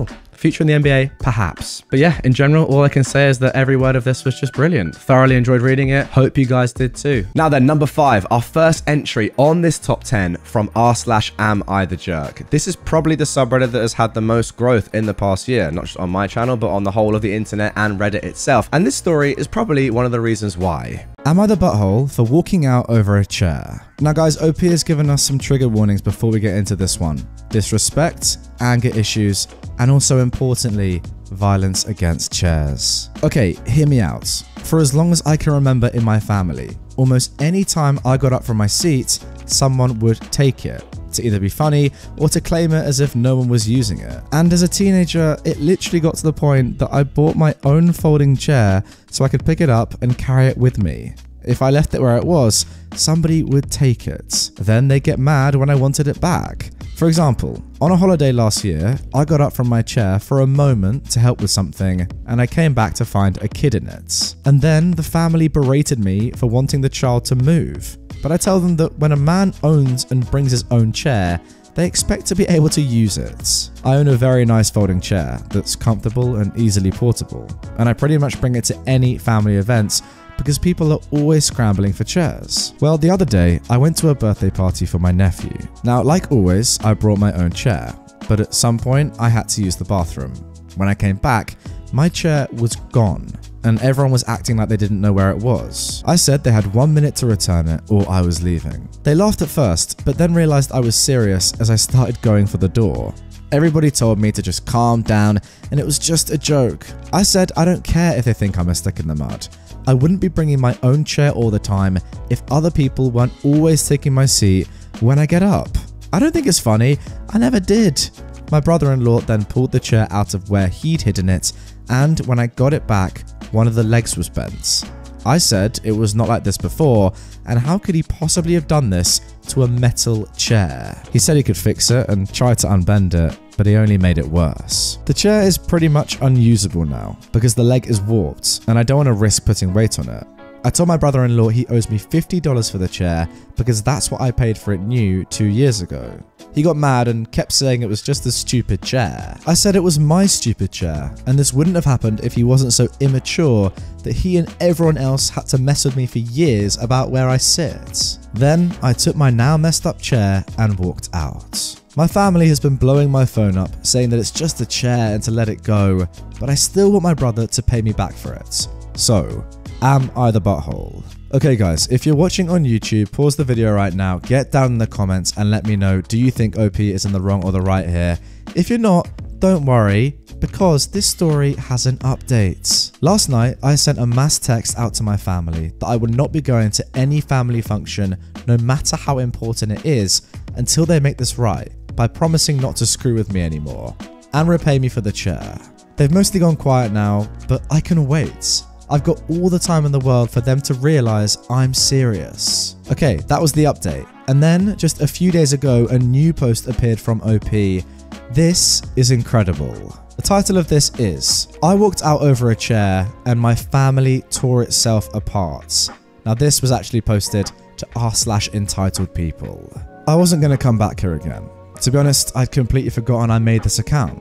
I only got back in because I'd written down the password and left it in my desk. I was listening to Reddit videos on YouTube a couple of weeks ago when I suddenly heard my old Am I the Butthole post.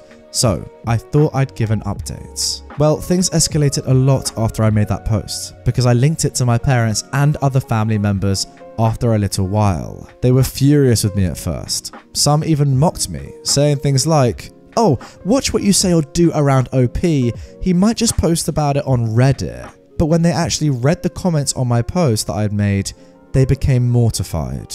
To briefly summarize the comments, as you guys can probably imagine, they were all saying that OP was totally in the right and that his family were a bunch of losers. My brother-in-law did agree to pay for a new chair and gave me the money I asked for. I bought a better folding chair than my last one, and I resumed going to family functions. But whenever I was there was this air about some of the family members. They looked at me like I'd sucked all the fun out of the room. My parents had stopped thinking the chair thing was funny, and even scolded a kid for taking my seat when I got up to use the bathroom. The only problem is that this kid was my nephew, and he started crying when they made him get up. My brother-in-law came to the boy's rescue, and my nephew ended up blurting out that his daddy told him he could do it. When I was out of the bathroom, there was a big fight about it going on. Several family members, including my sister and brother-in-law, were all yelling that it was just a dang chair and I shouldn't be so butthurt about it. My parents demanded to know why they were so butthurt about not being allowed to screw with me anymore. Like, what was their motivation after doing it for so long? It made no sense and it wasn't funny anymore. And that's when I intervened. I told them that none of this would have ever happened if they hadn't been so intent on messing with me when there really was no point to it. And I only started bringing my own chair because I could never find a stable place to sit. And if they still thought they were in the right about the situation, then they were just bullies, plain and simple. And what kind of example is that to be setting for their son? My brother-in-law raged, grabbed my new chair, and hurled it through the living room bay window. There was a bit of a pause before he realised what he'd just done. Then he took off in his car and left my sister and nephew there. My parents got my sister to call him, and over the phone, they threatened to go to the police if he didn't pay for the damages. My brother-in-law yelled a few F-bombs until my sister took the phone back, and she said that he can either make things right or she'll divorce him. Well, that did the trick, because he came back looking like a kicked puppy with his head hanging low. He apologised to me and my parents without even looking at us, said he'd pay for the new bay window, and he left again. My sister said he drank himself to sleep that night. My new chair was just fine. It took being hurled through a bay window like a champ. There was hardly a scratch on it. My brother hired a window company to come and replace the window, and they had to measure and order a new one before it could be installed. Until then, the window had to be covered with some plywood. It took some time, but they got the new bay window, and it's better than the old one. Though I imagine that it was extra expensive because it's a bay window. Now, the family was still divided about the entire situation for a while. Mainly my brother-in-law's parents, my uncle, and a couple of cousins. They blamed me and called me obnoxious over insisting on bringing my own chair and refusing to let anyone else use it. So I compromised. I said that if I had a good designated seat that no one would try to take away, I'll leave my chair in my car. It took 2 more family barbecues before they finally agreed to this. Since then, I've left the chair in my car unless there really isn't enough seating. And that's only happened once. The problem is though, that even though they've stopped screwing with me, they were still screwing with each other until things went too far.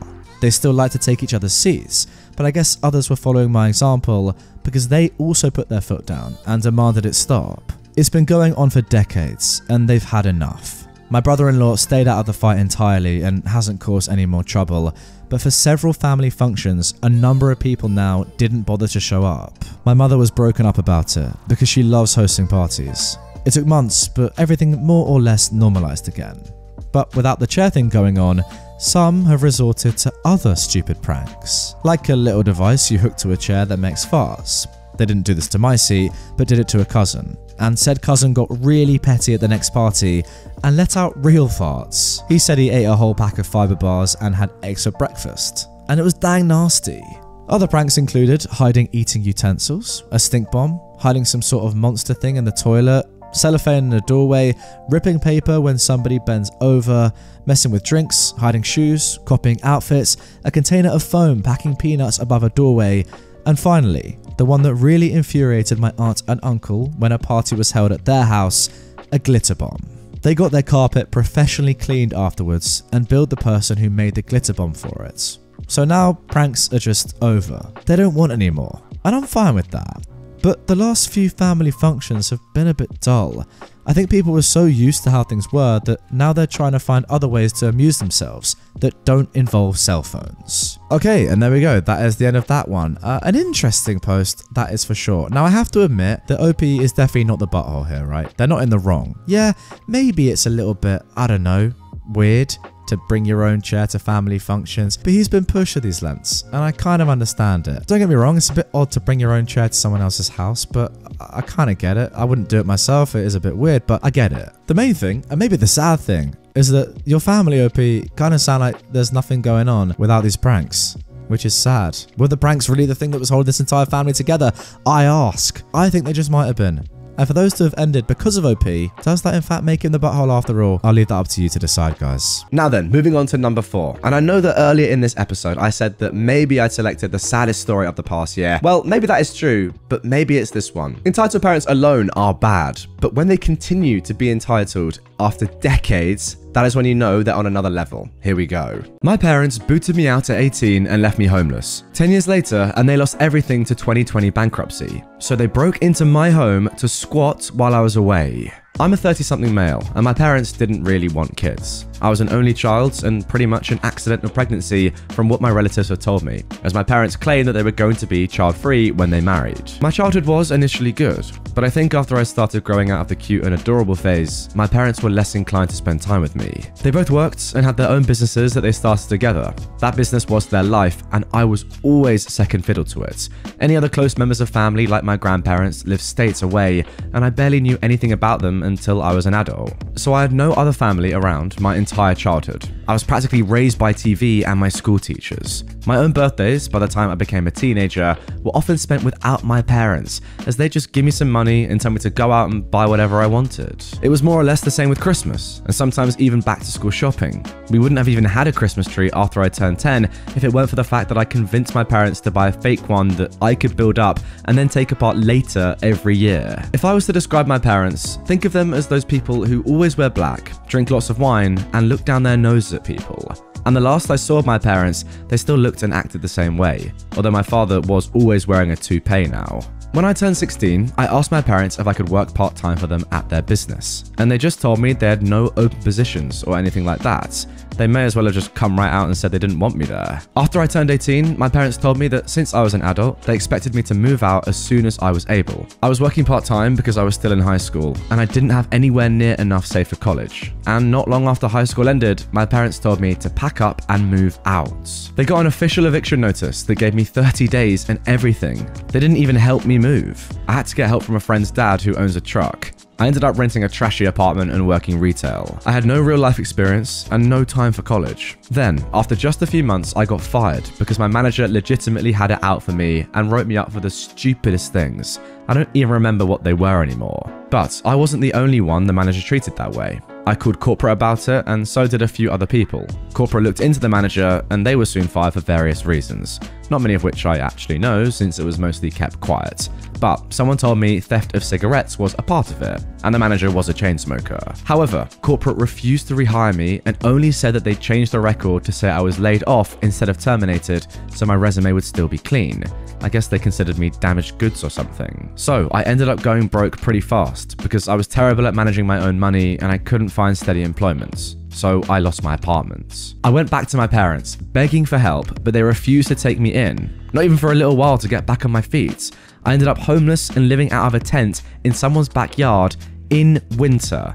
My friends had all moved to college, some in other states, and I was a broke kid taking whatever work I could to stay alive. My salvation came when one of the neighbors of my parents found out I was living out of a tent and offered to take me in for a little while so I wouldn't freeze. She helped me badger my parents into telling me how to get in touch with the other members of my estranged family. My parents did not want to say. My guess is out of fear of being judged for throwing their son out the way they did. But they coughed up the info and gave me a list of contact details, and then told me not to bother them ever again. I called my grandparents from my father's side of the family, and they were very surprised and happy to hear from me, because they hadn't seen me since I was an infant, and I'm their only grandchild. My grandparents, after finding out my situation, flew me over to live with them as soon as they could. They basically adopted me. My parents didn't even see me off at the airport despite being invited to. I've had zero contact with them for pretty much a decade. My grandparents said they despised my parents for treating me so poorly and legally disowned them by striking them from their wills. My parents, I'm told, were not happy to hear that, but also said it didn't really matter because they were plenty well off and didn't need anything from my grandparents.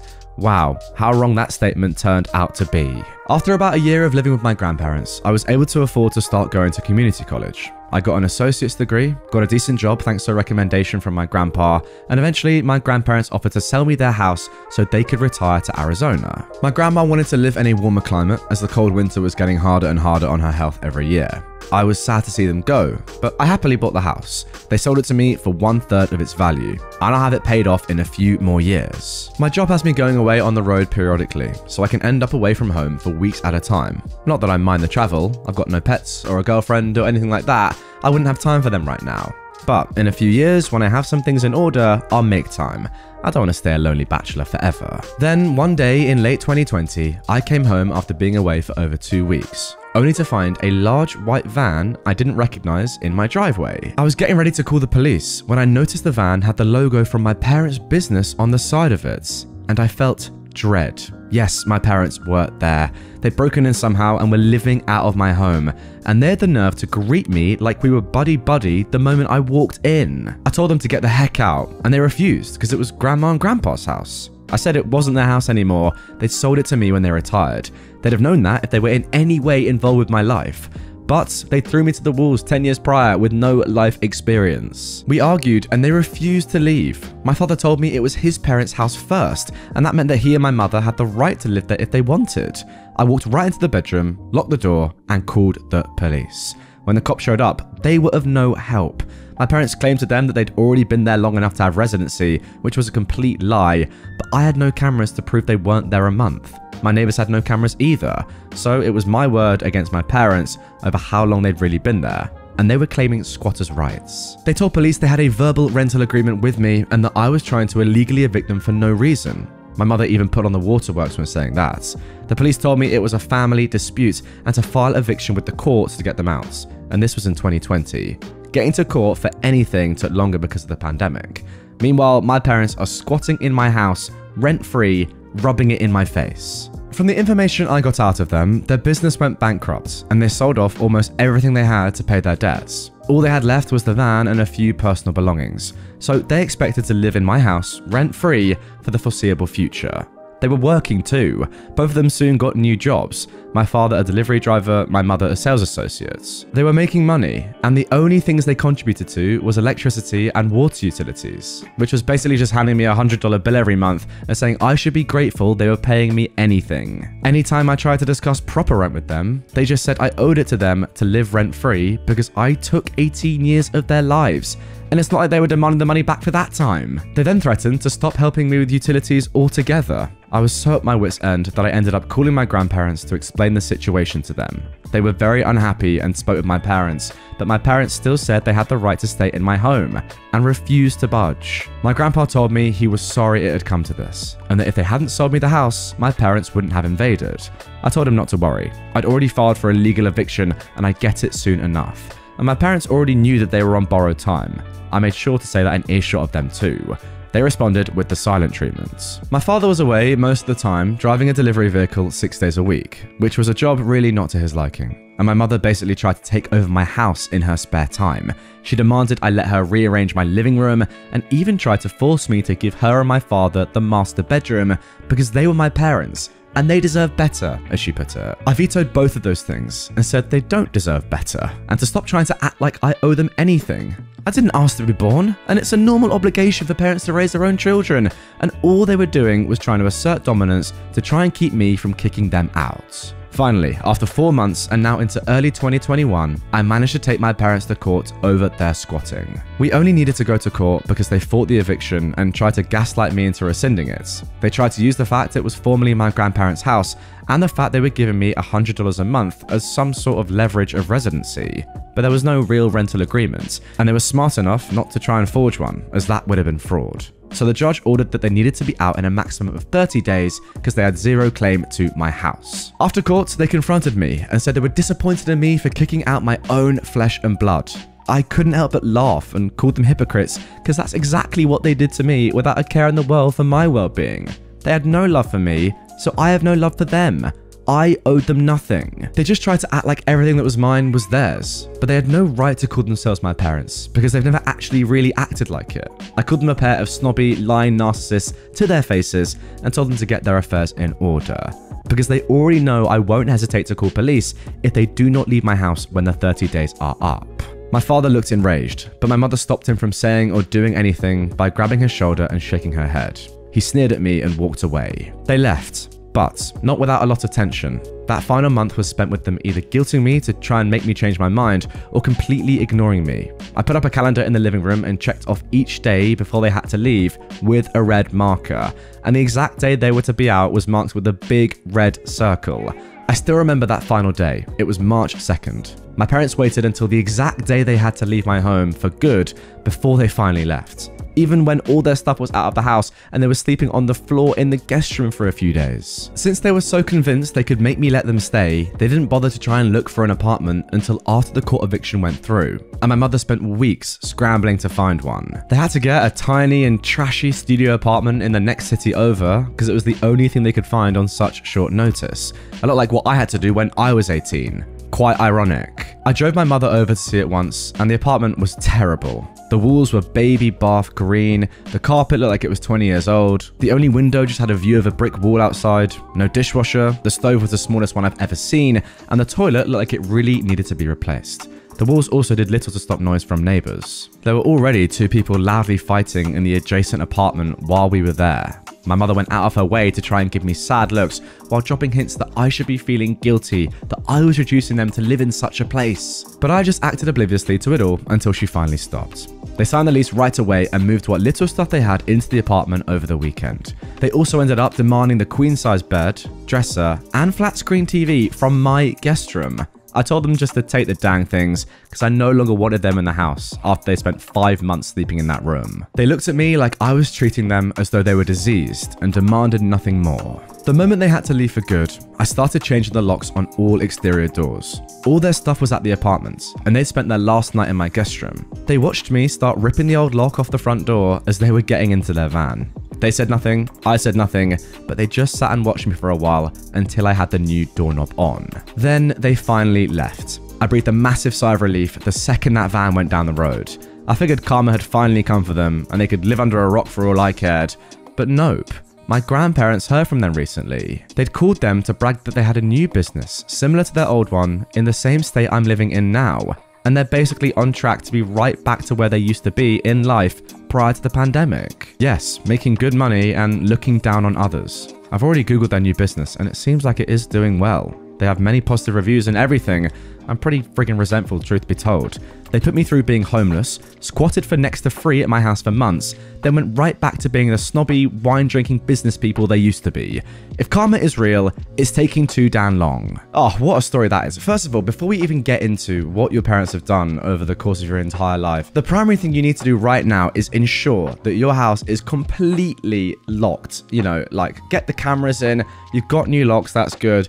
Get like some big old security gates, invest in some Rottweilers, I don't know. Just make sure that your parents can never ever step foot in your house again without being attacked and murdered. That is what I would suggest. Second of all, your parents themselves. Such users and abusers. I'm sorry, that you wasted 18 years of their life. It was their decision to have you. Are you joking? Can you imagine blaming a baby for just existing?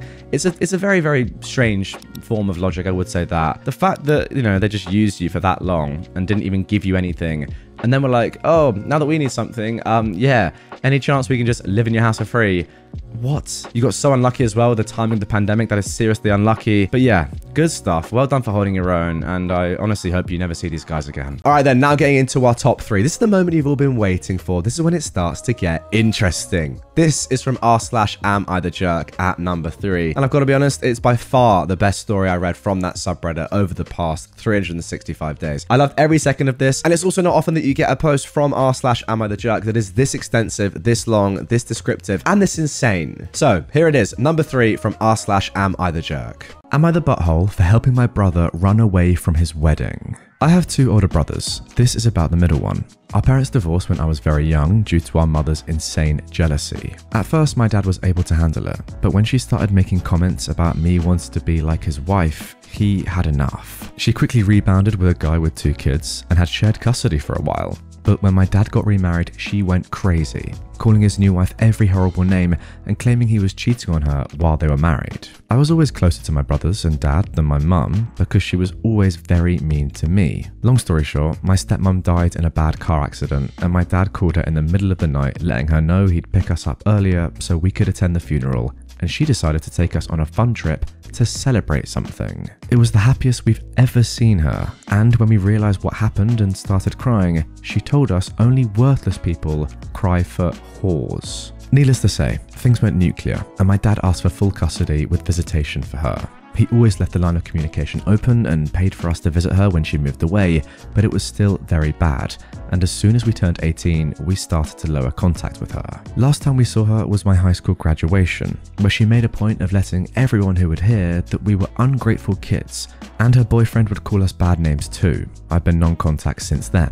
My brother Sam started dating his ex 3 years ago.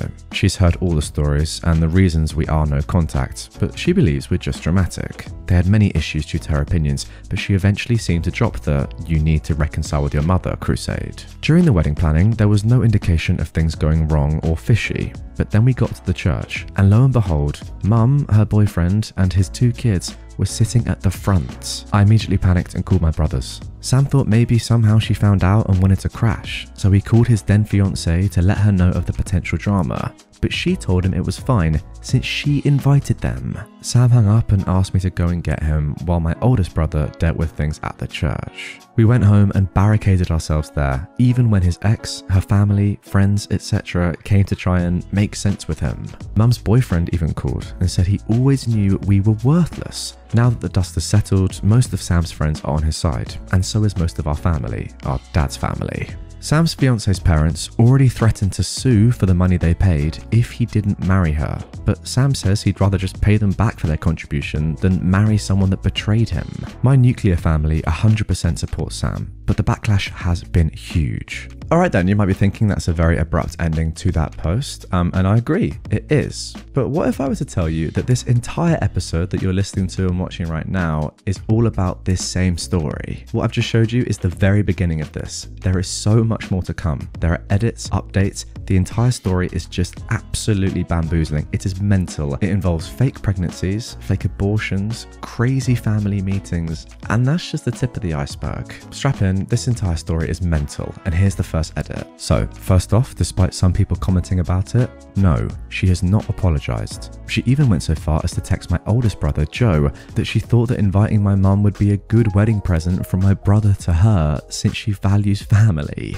Now, my dad bought them a house as a wedding present, but only Sam is on the deed. She did have keys for when they moved there, but they just had the locks changed today, and Joe and some cousins are taking everything Sam owns from her flat during this week. We aren't worried about being sued, but we'll consult a lawyer just in case. We also heard that Mum and her family are still in town, but since we're all staying at our childhood home for a few days, we don't care. My dad is sad that Sam is heartbroken, but is trying to cheer him up along with my boyfriend and sister-in-law. I actually had to delete and deactivate my social media because I kept getting nasty comments and messages, but the more people learn the reason Sam ran away, the less it gets. I'm still sorry that she felt humiliated, but my brother comes first. I also asked Joe about the church aftermath after I went to get Sam, and it was just as I expected it. He says he stood up in front of everybody and told them Sam wasn't coming and to please go home, and all of their gifts delivered to our side of the family will be given back ASAP. Sam's fiancée was still outside the church when someone in her family informed her, and she started screaming and crying and calling Sam non-stop.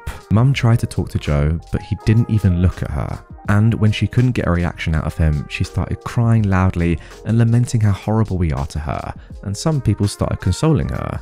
This is her MO, but Joe and his wife didn't care. When they went out of the church, Sam's fiancée was expecting them and demanding to see Sam, but Joe said no.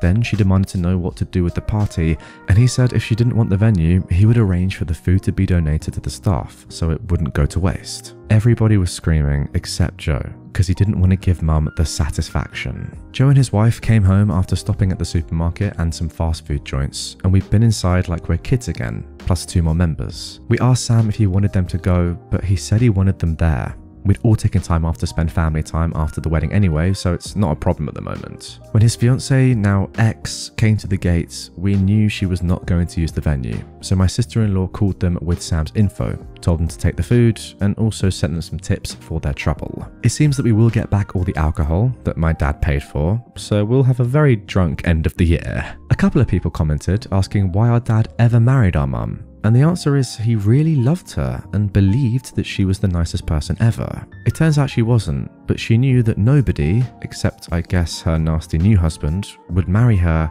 unless she pretended to be nice. My dad considered staying with her until we were adults, but she kept getting worse. She used to get very nice and he thought she was changing, and then she'd go back. As per Sam's ex, we have no doubt that she believes mum is a nice person that has ungrateful children, because she's extremely charming, and for some people it's funny to make fun of others as long as it's not directed at them, but it still doesn't excuse Sam's ex. The only person Sam gave an explanation to was his boss, who was at the church, but he's very understanding and was pretty shocked about what mum had put us through, since we're a fairly adjusted, happy people. Our dad said that it was a shock for all of us, and we can stay home as long as we need.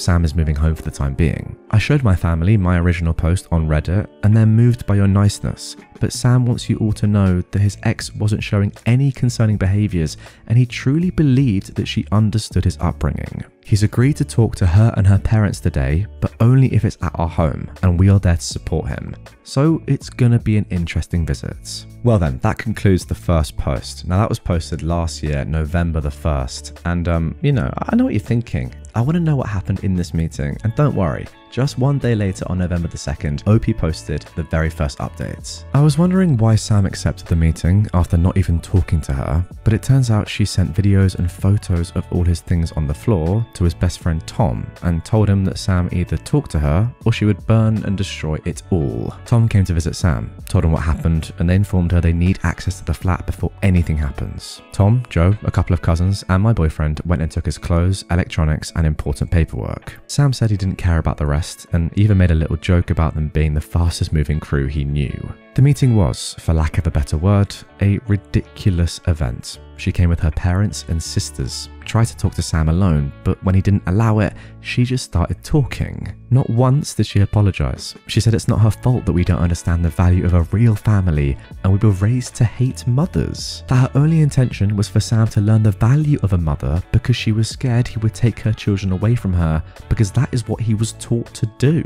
Sam didn't say anything until she threw the "This family is like a cult and you are a terrible father," looking at my dad. As you may imagine, this is a sore spot for all of us, and we don't allow insults towards our dad under any circumstance. Sam just unloaded about how she was a hateful liar, he was disgusted he ever touched even her hand, he was grateful to the universe that I'm chronically early to everything. He told her staying with a cheating husband, as her mum does, is nothing to be proud about.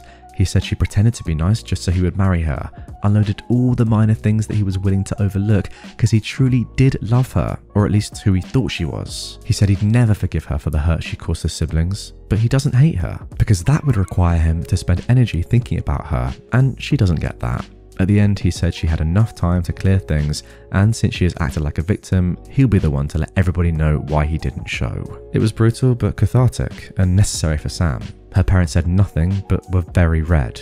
She was crying. Her sisters attempted to defend her and their parents' relationship, and were kind of expecting my whole family to argue too, but we didn't. Then, Sam told his ex's dad that he could sue if he wanted to, but if he did, Sam would expose all of his family's dirty laundry to the world, and he doubts he wants that. Amazingly, the dad still argued that Sam could try and make amends and marry his ex, because you're not getting any younger.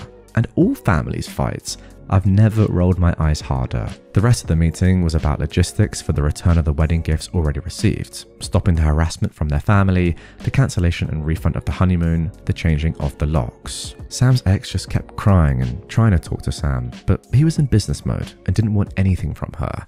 He only replied to her directly when she said she was keeping her engagement ring with "Nobody asked for it." They left without issues. Sorry, I've got to interrupt. Sam is handling this so well, what a G. When the booze was delivered, Mum and her husband sneaked through the gate when we opened it. She said she just wanted to talk to her babies, and my dad asked her to leave. She kept screaming that he raised us wrong and we just embarrassed her with our behaviour. She couldn't believe we were such bad people and we should start making amends with her because clearly we lack maternal love. She got that right, and this was the pathetic result. At that point, Joe went out and told her to leave since the police were on their way. She took that as an opportunity to cry since it's the first time in about a decade that he's talked to her, and she tried to sweet talk him into going to grab dinner with her and her husband. But of course, Joe just told her to leave, and the only news he ever wanted to hear related to her was the one about her funeral so he could go and celebrate. Cue hysterical crying and screaming from the husband, demanding an apology and threatening to hit Joe.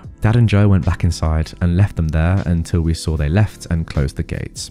It's hard for some people to understand why we react like we do, but the things I wrote about our mother are just like the tip of the iceberg. Dad wasn't exactly proud of what Joe said, but he understood he needed to let it out, and he was speaking for all of us. Yeah, maybe that makes us bad people, but we truly don't want to see this woman ever again. We're all going to have some family therapy besides our individual ones. Sam doesn't want the house anymore, but my dad says to take it slowly, and the first step is to mend his heart. We've had horror movie marathons and some Disney classics sprinkled here and there. We also had a drama bingo thing going on of all the things that could possibly happen, because I guess we are truly dramatic after all.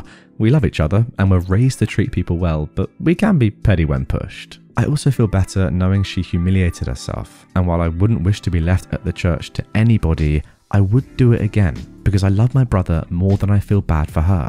We'll be going on a family trip eventually, but right now we will continue our staycation. Also, to the person that said Joe is a hero, his siblings couldn't ask for a better brother and friend. We've read everything so far. Thank you for letting me vent, the awards, the PMs. I'm sorry if my English has not been up to standard. This family is Spanish, by the way, guys. Joe and Sam's names are obviously fake too, but Daniela, go f*** yourself. Mental. We've just had an ex-fiance name reveal. I thought this post was going to be pretty anonymous the whole time. I'm pretty sure that OP has been using fake names the entire time, but no, as you'll see, as these updates continue, anonymity kind of goes out the window. Anyway, let's carry on. This is where the story really takes a turn for the, I don't even know, I was going to say worse, but maybe mental is a better word to use here. Alright then, now this update takes place just a few days later on November the 6th. Okay, this week has been really chaotic. Those who said to be prepared for the pregnancy tactic were incredibly accurate. She posted it online. People were freaking out again and calling Sam, asking him if it was true. Sam called her and asked that she deleted it, but she continued claiming that she was pregnant. He asked her to delete it and to come and talk about it. She did delete it, met up with Sam, and somehow this crazy woman thought he wanted her back. I went with Sam and she was very happy until she saw me enter the place. She started crying, holding her stomach, and when Sam asked if she was really pregnant, she said yes and told him she didn't want her child to be from a broken family. Sam told her they were going to the doctor immediately to know for sure, and she cried even more, screaming he didn't trust her. Long story short, she isn't pregnant. But she posted that Sam was forcing her to have an abortion and that she was devastated. As you may imagine, this was a horrible thing to say. People are calling Sam because they're so whiplash from the drama, they don't know what to believe anymore. When my sister-in-law, Anna, Joe's wife, found out about Daniela's posts and the meeting, she called Daniela. I'm unsure what was said in that conversation, but I've also never seen Anna this angry. The posts have been taken down, but Anna wrote an email with all relevant information, including that Daniela was never pregnant, and sent it to everybody in the wedding list. This morning we heard Daniela had a breakdown after leaving voicemails telling Sam if she couldn't be with him, she wanted to die. This is another tactic straight out of our mother's playbook, and Sam simply called the police and told them what happened. Her family forced her into therapy and she's in observation right now. It brings us no pleasure that it came to this, but we don't want to get involved anymore. We're also changing our numbers. Already requested it. Our mother emailed Anna threatening to sue her for defamation regarding the email blast. But we're not worried about that either. Anna's parents are amazing and they've made it perfectly clear they are on our side and 100% agree with the way she handled things. Joe was enraged, but Anna convinced him to let it go and simply move on.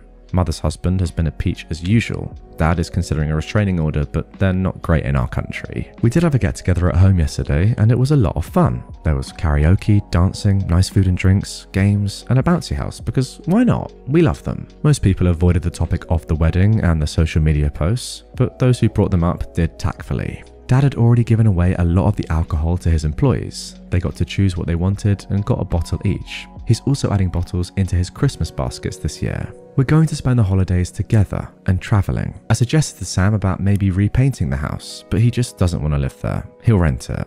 I made a joke about me simply eloping or not having a proper wedding to avoid drama, and Joe told me in no uncertain terms I get the biggest party ever if I choose to. So yeah, he's still the best. So that is the end of update 2. Now after that point, we didn't hear anything from OP for about a month and a half. So update 3 is coming on the 22nd of December 2021. Sam is doing well. He's taking time off for work. His boss is very understanding about him needing time and told him he can always come back. He's still living with Dad and has his savings, so he's not worried about that aspect. He's running now and decided to run the marathon next year. He's more and more his goofy self and is doing renovations at home. Or in other words, Dad and Sam are trying to paint some rooms and do murals. It's hilarious and they have a lot of fun. Now, Daniela wrote him a letter, but he sent it back.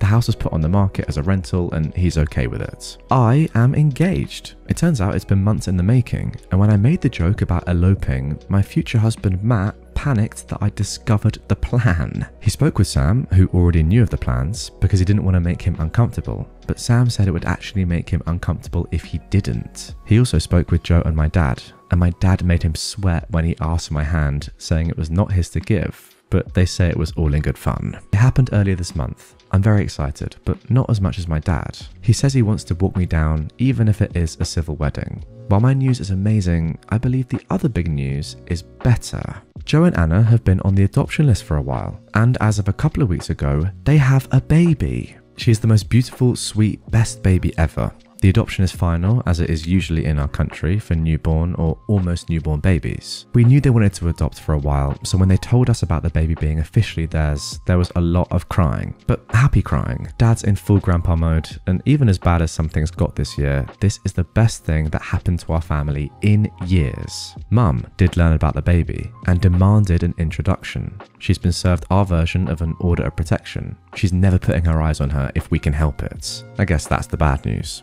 Due to the new COVID, we decided to stay home.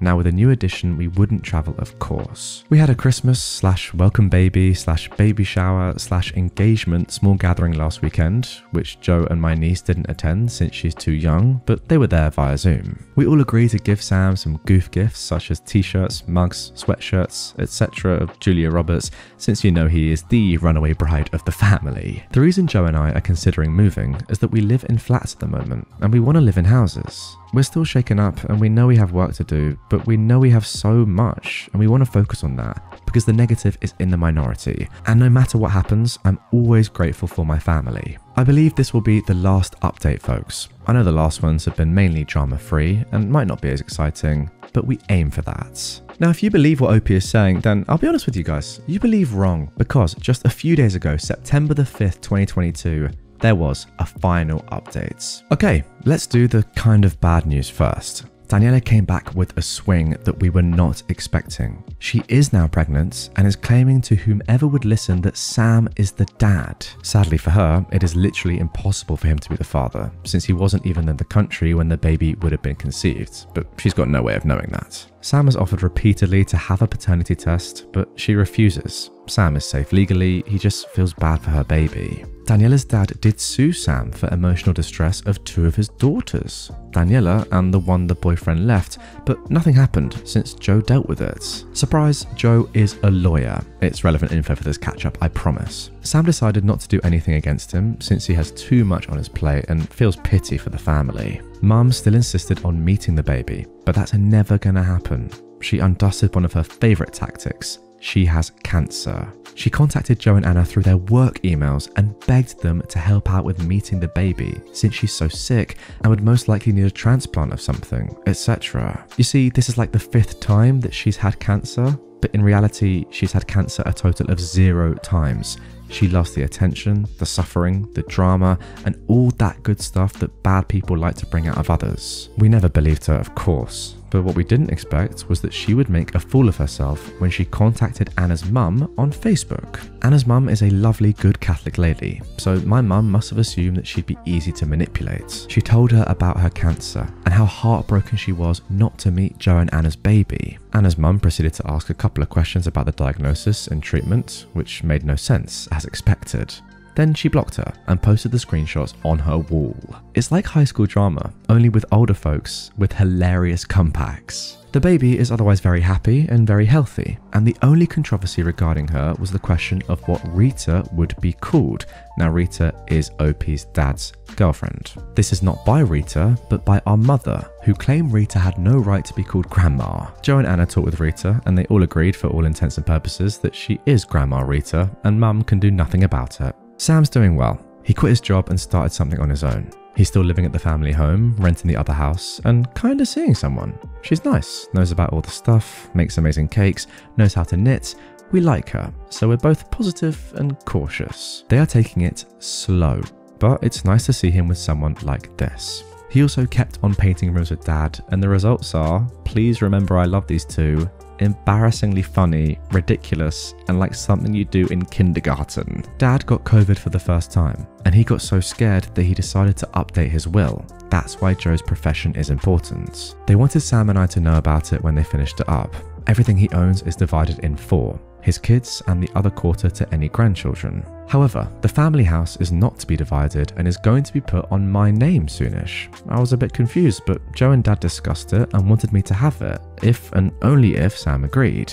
He did and is very happy about it. They didn't really offer many explanations other than it was the right thing to do. I sense a little because I'm the baby there, but it's okay. Joe bought a house in the same neighborhood as our family home. Thus, even if they are not in the same block or anything, they are close by. We, Matt and I, are not buying anything anymore, since I'll be getting the house and it would make no sense. We moved to the family home and it's been interesting but nice. Dad has started semi-retirement and spending more days at Rita's, so it works for everybody. Sam will of course get to stay there as long as he wants, but his murals will have to go. We're still engaged, still happy, still enjoying babysitting, and still not pregnant, but we've got a cat during the spring. We're planning a December wedding and couldn't ask for a better end of the year. So that's it. No drama, or at least not huge drama. We're moving forward and healing continuously, which is the way we like it. And there we go. As of the date of recording, the 7th of September, that is the last update we've had. Thoroughly enjoyed that story from start to finish. You're right, OP. The drama did kind of get less and less, but I guess that's what you wanted to see. And it turned into just a nice family story, which I thoroughly enjoyed. Let me know in the comments down below, guys. Do you like these sort of videos where it's more of a series or a chronology, a progression of events and stories rather than just bang, bang, bang, am I the butthole, am I the butthole, am I the butthole, random things? I looked at this post and I thought, you know what? Yeah, there's some great drama at the start and it gets a little bit calmer as we go, but it's just a nice story. And sometimes I don't want to read stories that are just mental every second. It's nice to chill out, relax, and watch a family's cool progression over a year and a half. Do you agree? Let me know. Loved it. Now for number 2. Now this one, you could argue that I've kind of cheated here, but I just love this story so much. If you've been around on my channel for a while and you've watched all the episodes from this year, then you will know all about Mad Margaret. Mad Margaret is without a doubt one of the most insane women that we've ever come across on my channel and on Reddit. So insane in fact that I had to break her story down into 3 separate parts. Yes, I've kind of cheated because these 3 parts are all making it into number 2 as a collective, but just sit back and relax because this woman is nuts and she definitely deserves to be in this list. This is the insane story of Mad Margaret. Mad Margaret, the beginning. Today I will be introducing you to a human being who is a curious mixture of entitled and insane. My first landlady, Mad Margaret. About 8 years ago, I moved out of my parents' place practically a few months after returning from foreign exchange. My family is supportive, but pretty firmly believe in being autonomous and self-sufficient. So, I looked for a place to live near my, at the time, girlfriend, now fiance. She lived on the outskirts of a larger city, and finding low rent would be difficult. Eventually, I found a room listed for about $500 a month, which is almost criminally low for the area. But I was a foolish child and I didn't pick up on that first red flag. The second red flag came when I called to query about the room. My soon-to-be landlady made sure to emphasize that she was a pastor and a minister, that no amount of Satanism or evil thoughts would be allowed in the house. I am myself completely non-religious, so I foolishly believed that this would be perfectly fine. I explained that I was a student and would be doing student things. An agreement was made and I moved up shortly thereafter. Upon moving in, Mad Margaret was pleasant, if a little eccentric. She showed me to my room, my mum helped me unpack, and my mum and I left to get me some starting groceries. Upon our return, Mad Margaret showed me my shelf in the fridge and my shelf in the pantry. Mum and I load our stuff up and Mum drives back home. Shortly afterwards, Mad Margaret apologised for leaving some of her groceries on the pantry and helped me move her stuff to a different shelf. This left all of my groceries stacked up in the middle of my shelf on the pantry because I didn't feel the need to spread them out. This is very important. My first morning in my new room, I wake up at around 8 AM to knock, knock, knock, knock. Hey Margaret, what's up? It's not going to work out. You need to pack your things up and leave. I'm sorry, what? You need to leave. It's not going to work out. Well, I paid first and last month's rent, so I'm here for at least 2 months. What's going on? Have I offended you? I don't need any of your feng shui, voodoo, devil rubbish in my house. Note, it was not her house. She was subleasing. I don't recall doing any feng shui, voodoo, devil rubbish. What do you mean? She beckons that I follow her and stomps off to the kitchen, where she flings open the pantry and points accusingly at my shelf. This feng shui rubbish. What's wrong with my groceries? How you organize them? You have them all stacked up in the middle like you're doing some feng shui rubbish to curse me and my child. No, I just left them there after we moved your groceries off my shelf yesterday. You had your stuff on the sides, so I put my stuff in the middle and then we moved your groceries. Humph. Well, I've got my eye on you. And that, my friends, was day 1 in this house. I lived there for a little over half a year. If you guys are interested, I can provide more epic tales of this mad woman. She was entitled, nuts, and pretty racist against black people, Asians, and Hispanic people. And speaking of more tales of Mad Margaret, guys, don't worry, because here is Mad Margaret Part 2. Her righteous defense against the shaman and warlocks. What a title. One of the mistakes I made very early on as an independent adult was to regularly offer my technical and electronic skills to anyone and everyone. It makes me feel cool and smart to fix things for people. I made this mistake with Margaret during my initial phone call setting up the rental situation. The next day, after she accused me of Satanism, based solely on how I organize my groceries, she called me over to the living room. I braced myself for another rant about my evil voodoo ways, but instead, Mad Margaret asked for my help. She asked about a way to get her camcorder to stream live to the internet.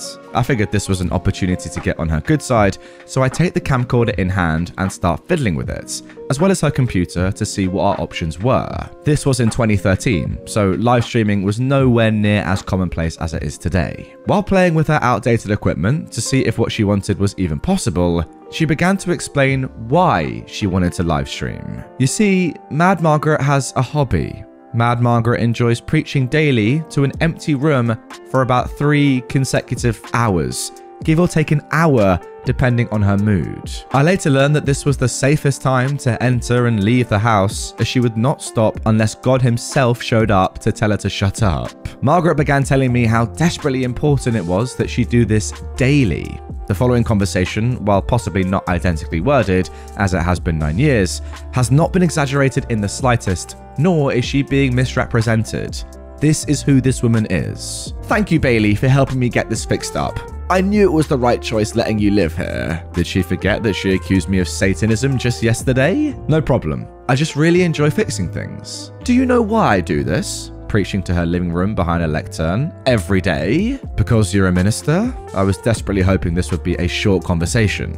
Well, because I fight daily for the protection of the world and all the good godly people here. You know, there are people on the opposite side, people who work with the devil to try and bring ruin to the world. Every day there are shaman out there begging their evils to prevent the sun from rising each day. Oh. If I wasn't here preaching God's word, they would win. The sun wouldn't rise and we'd all die in a world of darkness. Yes, people, I am not exaggerating. This woman takes credit for the sun rising each day. Ah, well, thanks, I guess. Each day I speak out against these evils. You know, the other day I saw thousands of crows on your college campus. I knew they were sent by evil priests to stop my sermons. They're an evil that collects around the godless students at the college that you go to. I'm pretty certain that crows just have some kind of migration pattern up here in the fall. They do, of course. We get tons of crows every year. No, it's them students, I'll tell you. I had one of those Asians staying here last year. I tried to tell him about God and Jesus, but he tried to put an evil on me for it. That's unfortunate. He had this shrine with Buddhas and evil figures. He tried to use his magic to curse my son's flight, to crash the plane and kill him. Did his plane crash? No, because I stopped it with my sermons. Neato. I've had other students from your college come here, all of them evil. So many of them smoke the devil's lettuce and let Satan take over their body.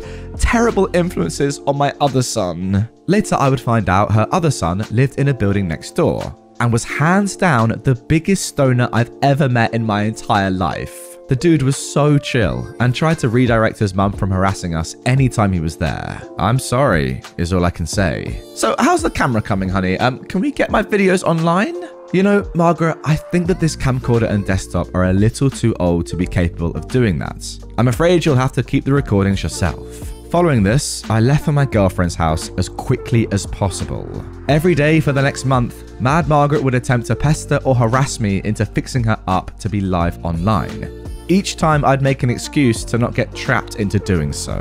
Now guys, although that is unfortunately the end of these mental Mad Margaret tales so far, there are more coming, don't you worry. Look on screen right now, these are the potential stories that OP can write about, because you got to remember, all of this happened in 2013, and they lived with Mad Margaret for a while. So, we've got Mad Margaret and the tales of other tenants, Mad Margaret and the tale of the possessed dog, Mad Margaret, the surprising, if brief, redemption arc, Mad Margaret and her crazy landlady, and then finally, Mad Margaret meets Bailey's dad. That is OP. So if you do want to see me cover them and give you updates to the Mad Margaret story in future episodes, just let me know in the comments down below. Wow, what an unbelievable woman is all I will say for now. The time Dr. Ick came for dinner. This is a funny story that happened a long time ago when I was in college. Back then, I had a friend who I loved. She was a sweet, mild girl who used to paint watercolor flowers. We met in art school. She was kind, gentle, and very meek. Her parents set her up with a gent who was about 7 to 9 years older, a friend of the family. Honestly, I couldn't take her boyfriend. He was rude, arrogant, and the total opposite of her. He had picked her up from classes many times. He was the snap, I'm late for something guy. She would scramble to get her stuff ready so he wouldn't have to wait. In short, I thought he was a jerk. He was the guy who parked in the fire zone with his MD plates. So important he was because he was a doctor. He never really talked to the classmates, just kind of made her rush out of class to go and get their stuff done.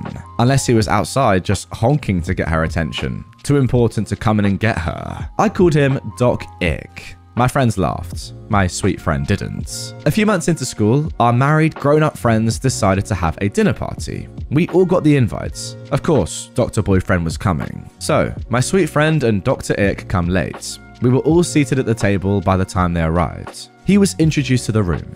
The doctor reprimanded the host for not calling him Doctor, insert first name. He wanted us to call him Doctor at the dinner table because he was a doctor. Did I mention he was a doctor? He was late because he had a doctor thing. Doctor. The host apologized, called him Doctor first name, and then pointed him to the 2 seats at the end of the table, since we'd all been seated by now. But the doctor said that he would prefer to sit at the head of the table. After all, he was a doctor. He might be called out for an emergency during the dinner. The room got quiet, too quiet. The clock ticked gently in the background, and I began to laugh. Not just any laughter, oh no, I broke into deep, hacking laughter of the condescending kind. You know, the big, ugly snort kind you see in movies, but pray your nose will never make in real life? Yeah, snorts, chuckles, and wheezes laughter. Ugly, funny laughter.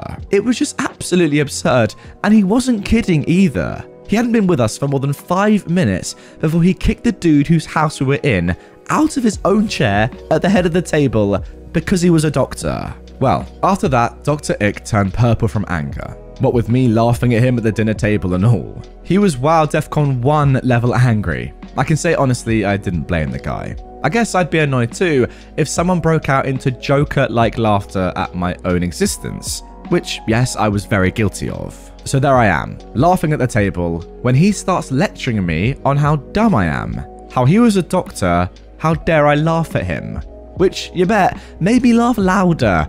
I'm shocked I didn't swallow my own tongue at this point, honestly. I was in tears, gasping for air, snorting like some sort of hyena in the desert. I fell off my chair. I was asked if I smoked pot before I came.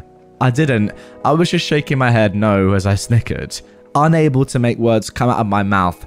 The laughter. I've been hit with Joker juice. Oh, thank God YouTube was not a thing yet, because this was legendary meme stuff. I just thought this guy was such a jerk that this had to be some performance art thing, like some form of reverse stand-up. Who asked the host to get out of their chair, whose meal you're about to eat, after showing up late in the first place? Oh, I just found it hysterical. Well, at this point, we were all laughing. I'm not proud. Most of the folks in the room were outright laughing at me because it was just too funny not to. I mean, how can you not snicker at a grown woman dying of laughter on the floor at this jerk?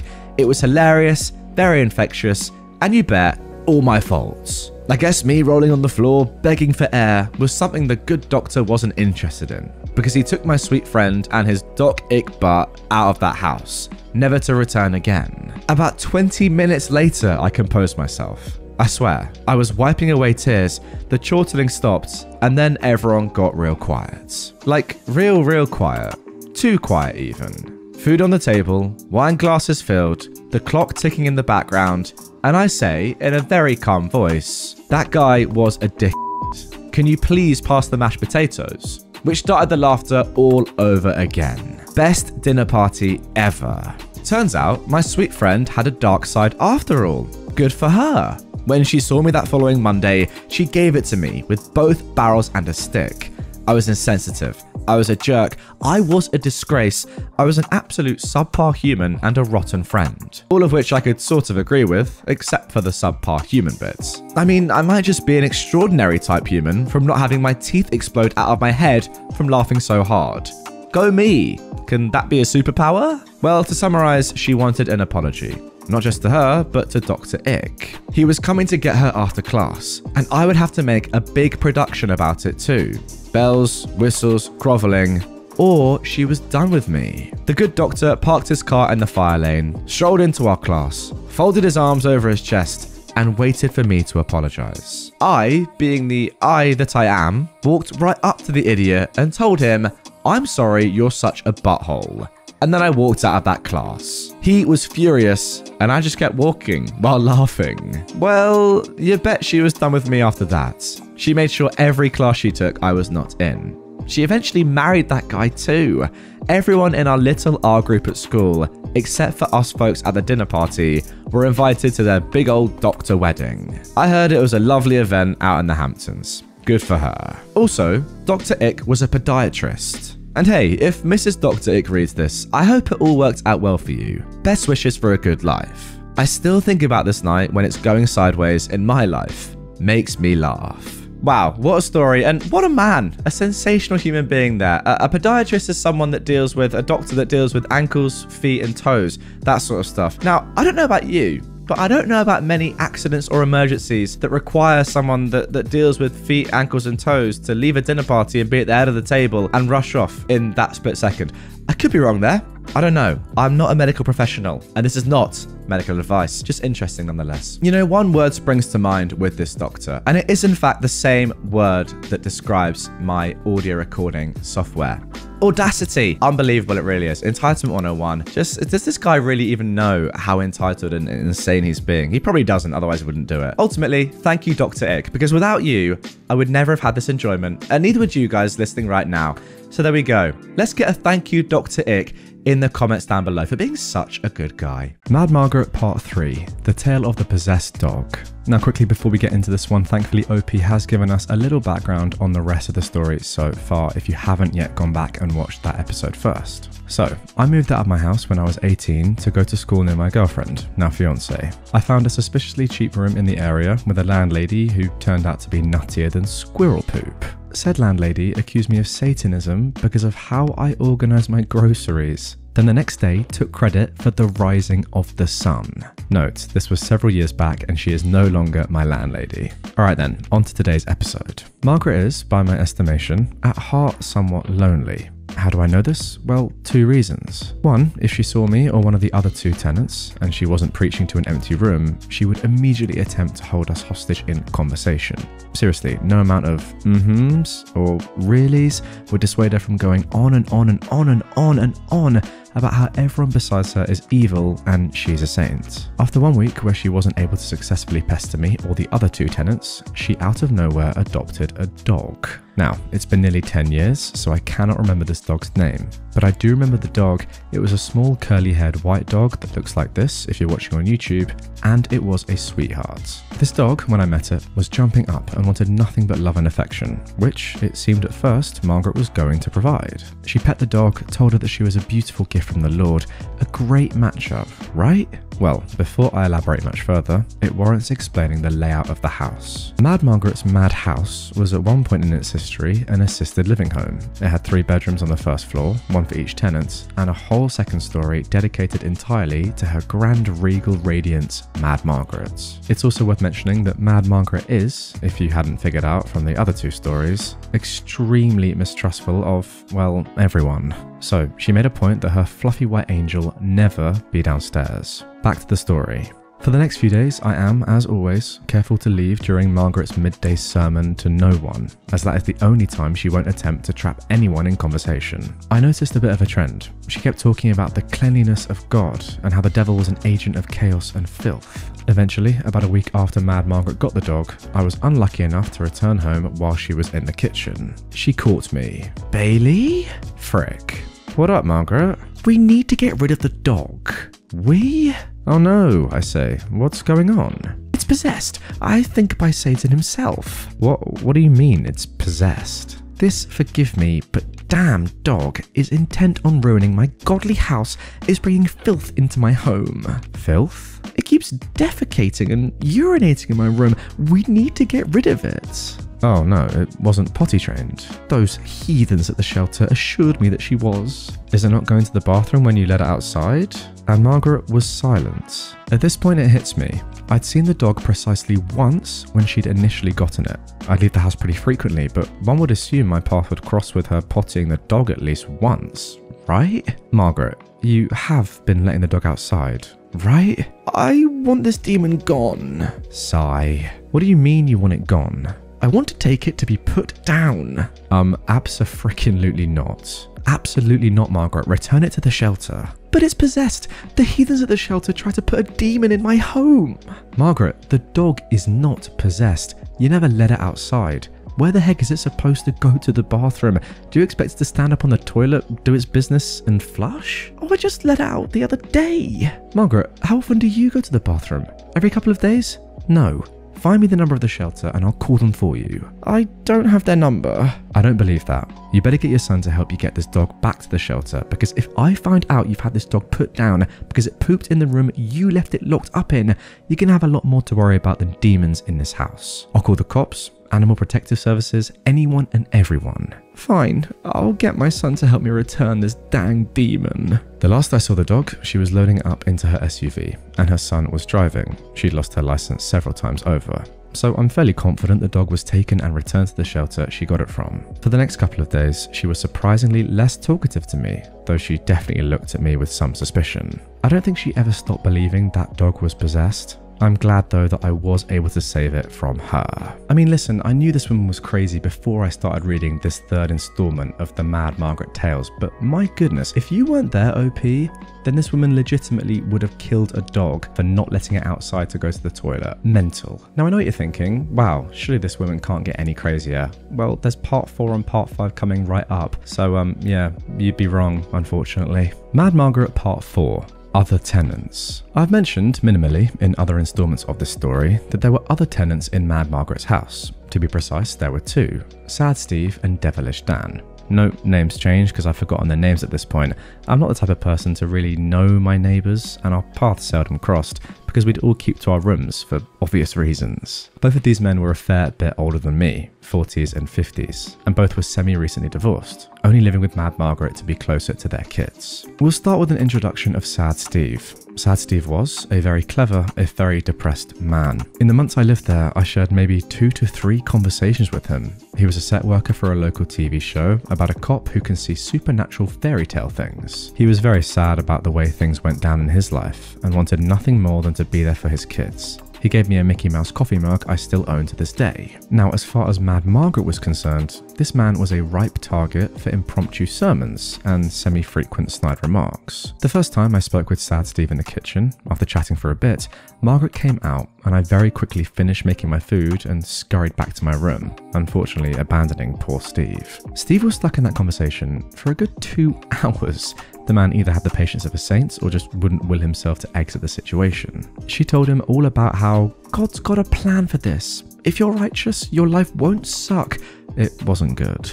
The look on his face at the time broke my heart, and I resolved to throw myself between Mad Margaret and Sad Steve anytime she started focusing on him. It felt like I was leaping on top of a grenade each time, but I'm fairly emotionally resilient, and honestly, I thought too much exposure to Margaret would drive Steve to a bad place. I wish I had more to tell you about Steve, but that's about the long and the short of it. Now, the other tenant there is someone that you've probably all been dying to hear about, Devilish Dan.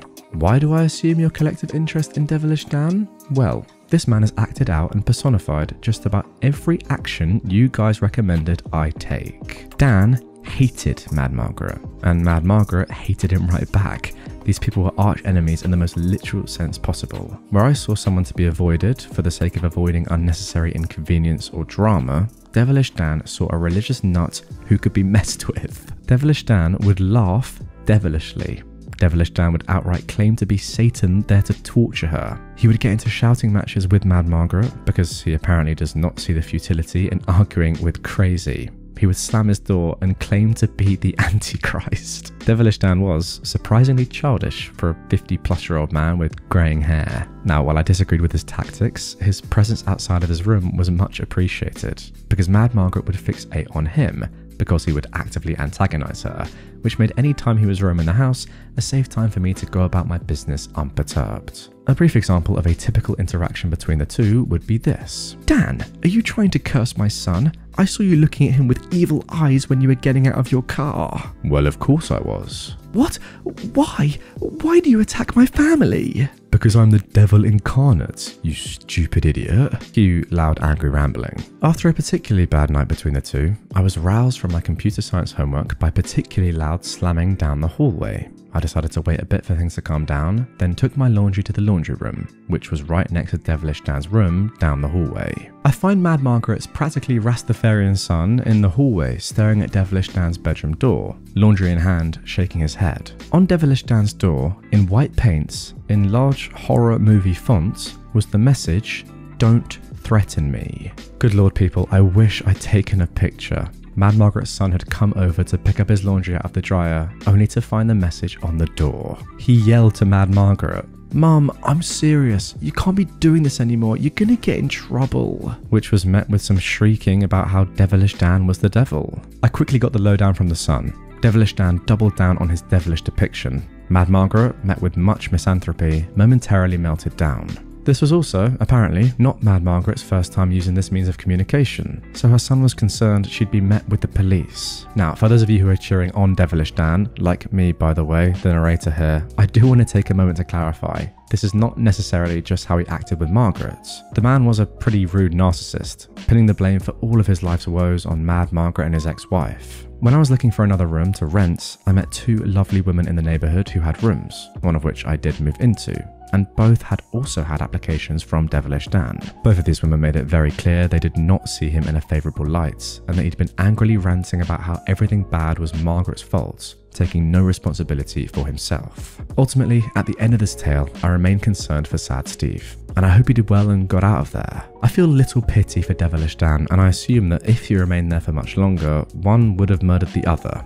personally, I'm just glad to have left. Yeah, not gonna lie guys, I definitely see a lot of devilish Dan in myself, for better or worse. When someone is as crazy as that and is just downright deluded and mental, yeah, maybe in retrospect it's not the best thing to just mess with them, but at the time, I know that I wouldn't be able to help myself. Stuff like that, writing that sort of stuff on his own door, trying to make it seem as if Mad Margaret had done it. I just love it. And look, maybe that's the devil inside me. Sorry for the pun, but I just love that sort of stuff. And I do think she deserved it. Let me know down below, do you agree with Bailey, OP, or do you agree more with Devilish Dan and his actions? For me, Dan's clear, 100%. Anyway, here is the fifth and final part. Mad Margaret Part 5. Margaret meets Bailey's dad. Now, if you didn't know, Bailey is the name of the person that has written this entire series. Alright then, so we can get started, we have to talk about somebody first. My dad.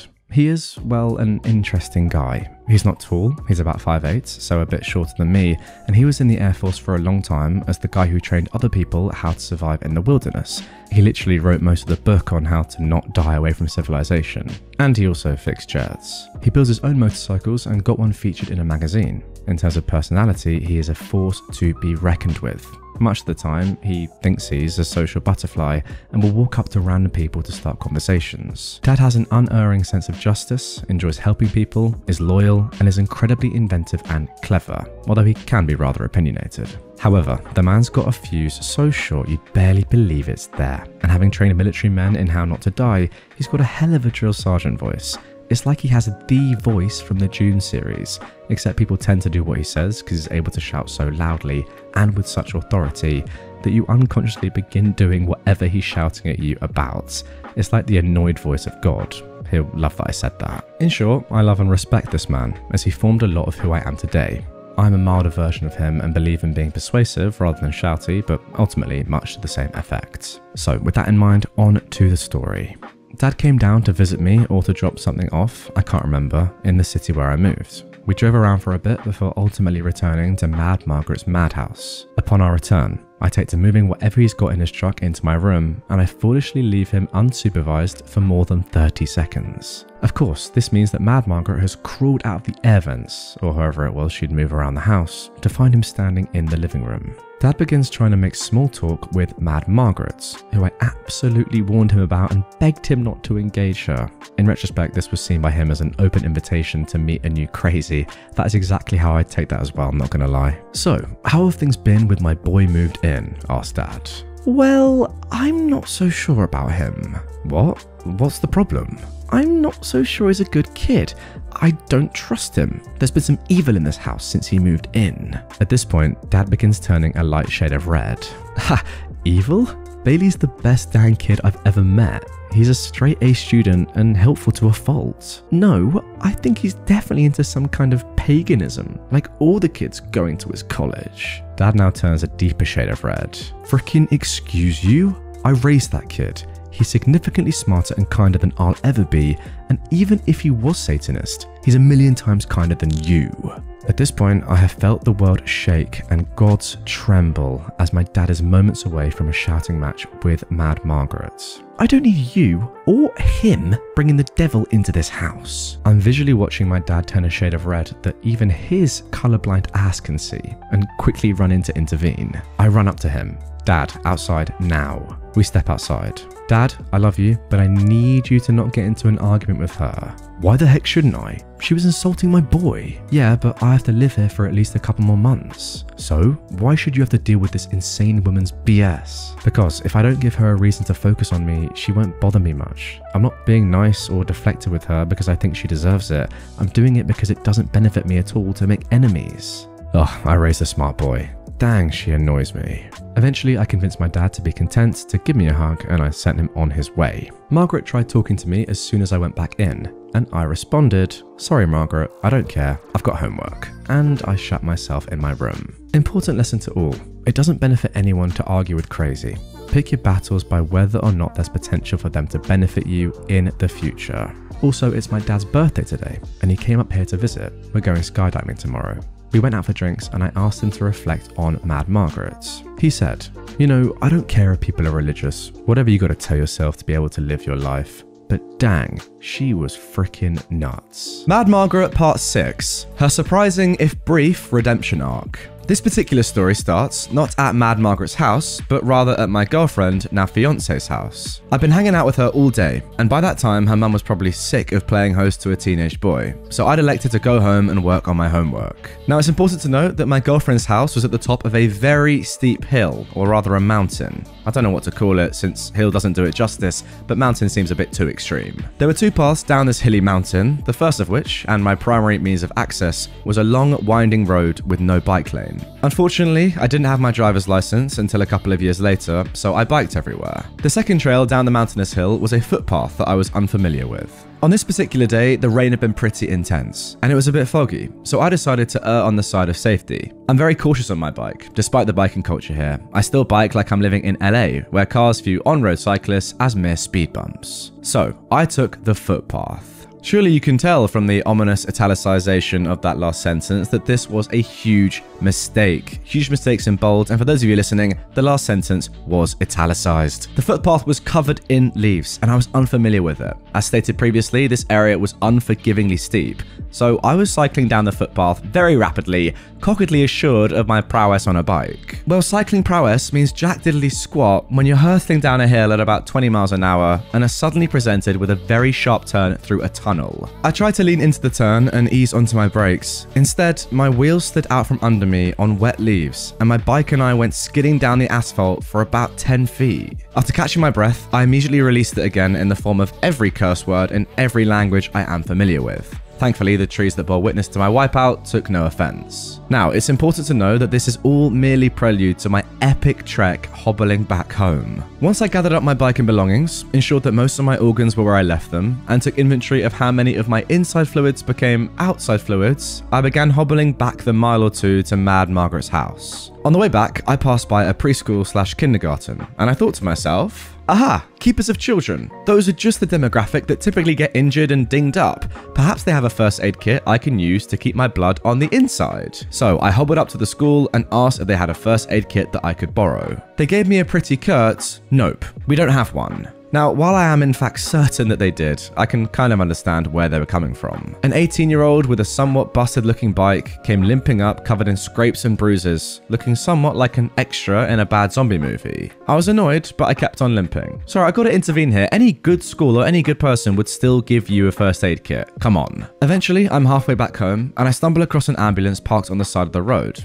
I think to myself, medical services. Certainly these fine people will have the materials necessary so that I can patch myself up and be on my way. The ambulance driver and EMT looked at me with confusion at my request. Hey guys, I kinda wiped out on my bike. My wrist hurts, I've scraped off half my palm, and I've got quite a few cuts. Any chance I could borrow some band-aids and some ace bandage to patch myself up? No, we can't really do that, but we could give you a ride to the hospital? Does that cost money? Depends on your insurance. Okay, so this is how I know this story doesn't take place in the UK. In the UK, you're getting help right away in seconds without a question being asked, unless they're dealing with someone else, of course. The mere mention of a scary adult word like insurance sent 18-year-old me back on his quest to hobble home. That's really sad, to be honest. My final stop on the way back was at a church very near to Mad Margaret's house. I figured that at their core, religious people should want to do nice things for the less fortunate, and I was feeling less than fortunate at that moment. I pestered a priest who was leaving, who stopped long enough to grab me some ace bandage from his first aid kit before going on his way. I pocketed the bandage and decided that I needed to wash off my wounds before putting it on. I've made it to Mad Margaret's house. Now, before I start with her reaction, let me fully explain how injured I was. Feel free to skip this next paragraph, guys, if you're squeamish. I'll put a little timestamp on screen right now of where to skip to if you don't want to hear this. I had learned later that I fractured my wrist. I'd cuts all over, a big scrape on my knees and legs, and the worst of it was I'd effectively scraped one of my palms down to the fat. The fleshy part of my palm on my left hand under my thumb was yellowy and purpley because there was a whole lot of hand left on the asphalt where I crashed. Anyway, here's Margaret's reaction. I enter the house. Bailey, are you okay? Well, a lot of my blood is on the wrong side of my skin, and I crashed my bike. Oh my god, you look horrible! Actually, I don't suppose you have any first aid stuff so I can start patching myself up, do you? Band-aids? Rubbing alcohol? Absolutely, honey, let me get the things. She ended up pouring mild hydrogen peroxide over my scraped up hand over the sink. She looked like a concerned mother and offered more help than I'd accept. She furnished me with band-aids and alcohol wipes. She helped me wrap up my injured hand after disinfecting it. After that, I excused myself to my room and finished cleaning up my remaining scrapes and covered myself in band-aids. The next day, I managed to nab a wrist brace from my fiance's mum, who's been a nurse since forever. Mad Margaret didn't harass me for at least 2 days afterwards. So there we go. Maybe Mad Margaret is not as bad as I first thought. If you've watched the previous 2 episodes, you may have also, been in line with what I was thinking, that she was just a completely terrible person. But maybe she just misunderstood. Maybe she is nice. Or maybe this was a one-off, an anomalous event, and she is still crazy. Mad Margaret Part 7. Her Crazy Landlady. A quick disclaimer, this is a conversation I had about 10 years ago. I remember parts of the conversation very, very clearly. However, other parts I'm probably not going to get the wording perfect. I promise, however, that I'm writing it in the exact spirit of Mad Margaret, and I refuse to misrepresent myself or anyone in a conversation. It was a rainy day, and I foolishly decided to make myself food in the oven rather than the microwave. Now, those who have read my previous stories will immediately understand this is a terrible idea. The kitchen was a common area in the house, and Mad Margaret has a sixth sense for when people linger in such areas. If you found yourself in such an area for more than 5 minutes, it was nearly guaranteed that she would crawl out of some nearby vent or materialize from a nearby swarm of bats in order to harass or preach at you. I saw her enter the kitchen and immediately knew that I was trapped, as my taquitos had just been in and I had 11 minutes of hell standing between me and my cheap Tex-Mex salvation. Mad Margaret started her kitchen cornerings as she often did, by pretending to be looking for a coffee cup. She rummaged around in cabinets for a few minutes before standing next to me to begin a conversation. So, Bailey, God help me, or the devil, I don't care which. How do you like living in this area? Honestly, I do love the area. I grew up in a desert, so I love having all the trees. Almost everyone here has been so nice as well. You're right, these people can seem super nice, but there's evil amongst them. It's part of the human condition. There's evil people and jerks everywhere. She completely ignores what I said. People can seem so nice here, but really be more evil than you can imagine. Yeah, shame. Have I ever told you about my last landlady? Well, this I've got to hear. She seemed so nice at first, but ultimately she was very taken with the devil and absolutely crazy. Wow, that's really hard to imagine. When I first moved to this city with my young boys, we moved into a house near here. My landlady, an Asian name I can't remember, let us stay in a house she owned next door to her. Seems nice. Yes, it seemed like the perfect place for me and my boys, but I started to notice strange things. She made us take off our shoes before entering her house. Clearly this was supposed to be a big hint that her landlady was evil. That's a pretty common practice, I think. Yeah, but it didn't stop there. Oh no. Eventually, we saw her through the window doing yoga and strange poses. My goodness. After seeing her pray to the devil like this, I knew she was evil. Personally, I might need a little more evidence. This next line is literally the only reason that I remember the overwhelming majority of this conversation. And I swear to Mad Margaret's mad god that these were her exact words. Eventually, she saw me watching her do her prayers, and she took one look at me and she tried to use her Asian ninja death breath to kill me and my boys. Her Asian ninja death breath? Yes, I asked to break the lease right there and moved out as soon as I could.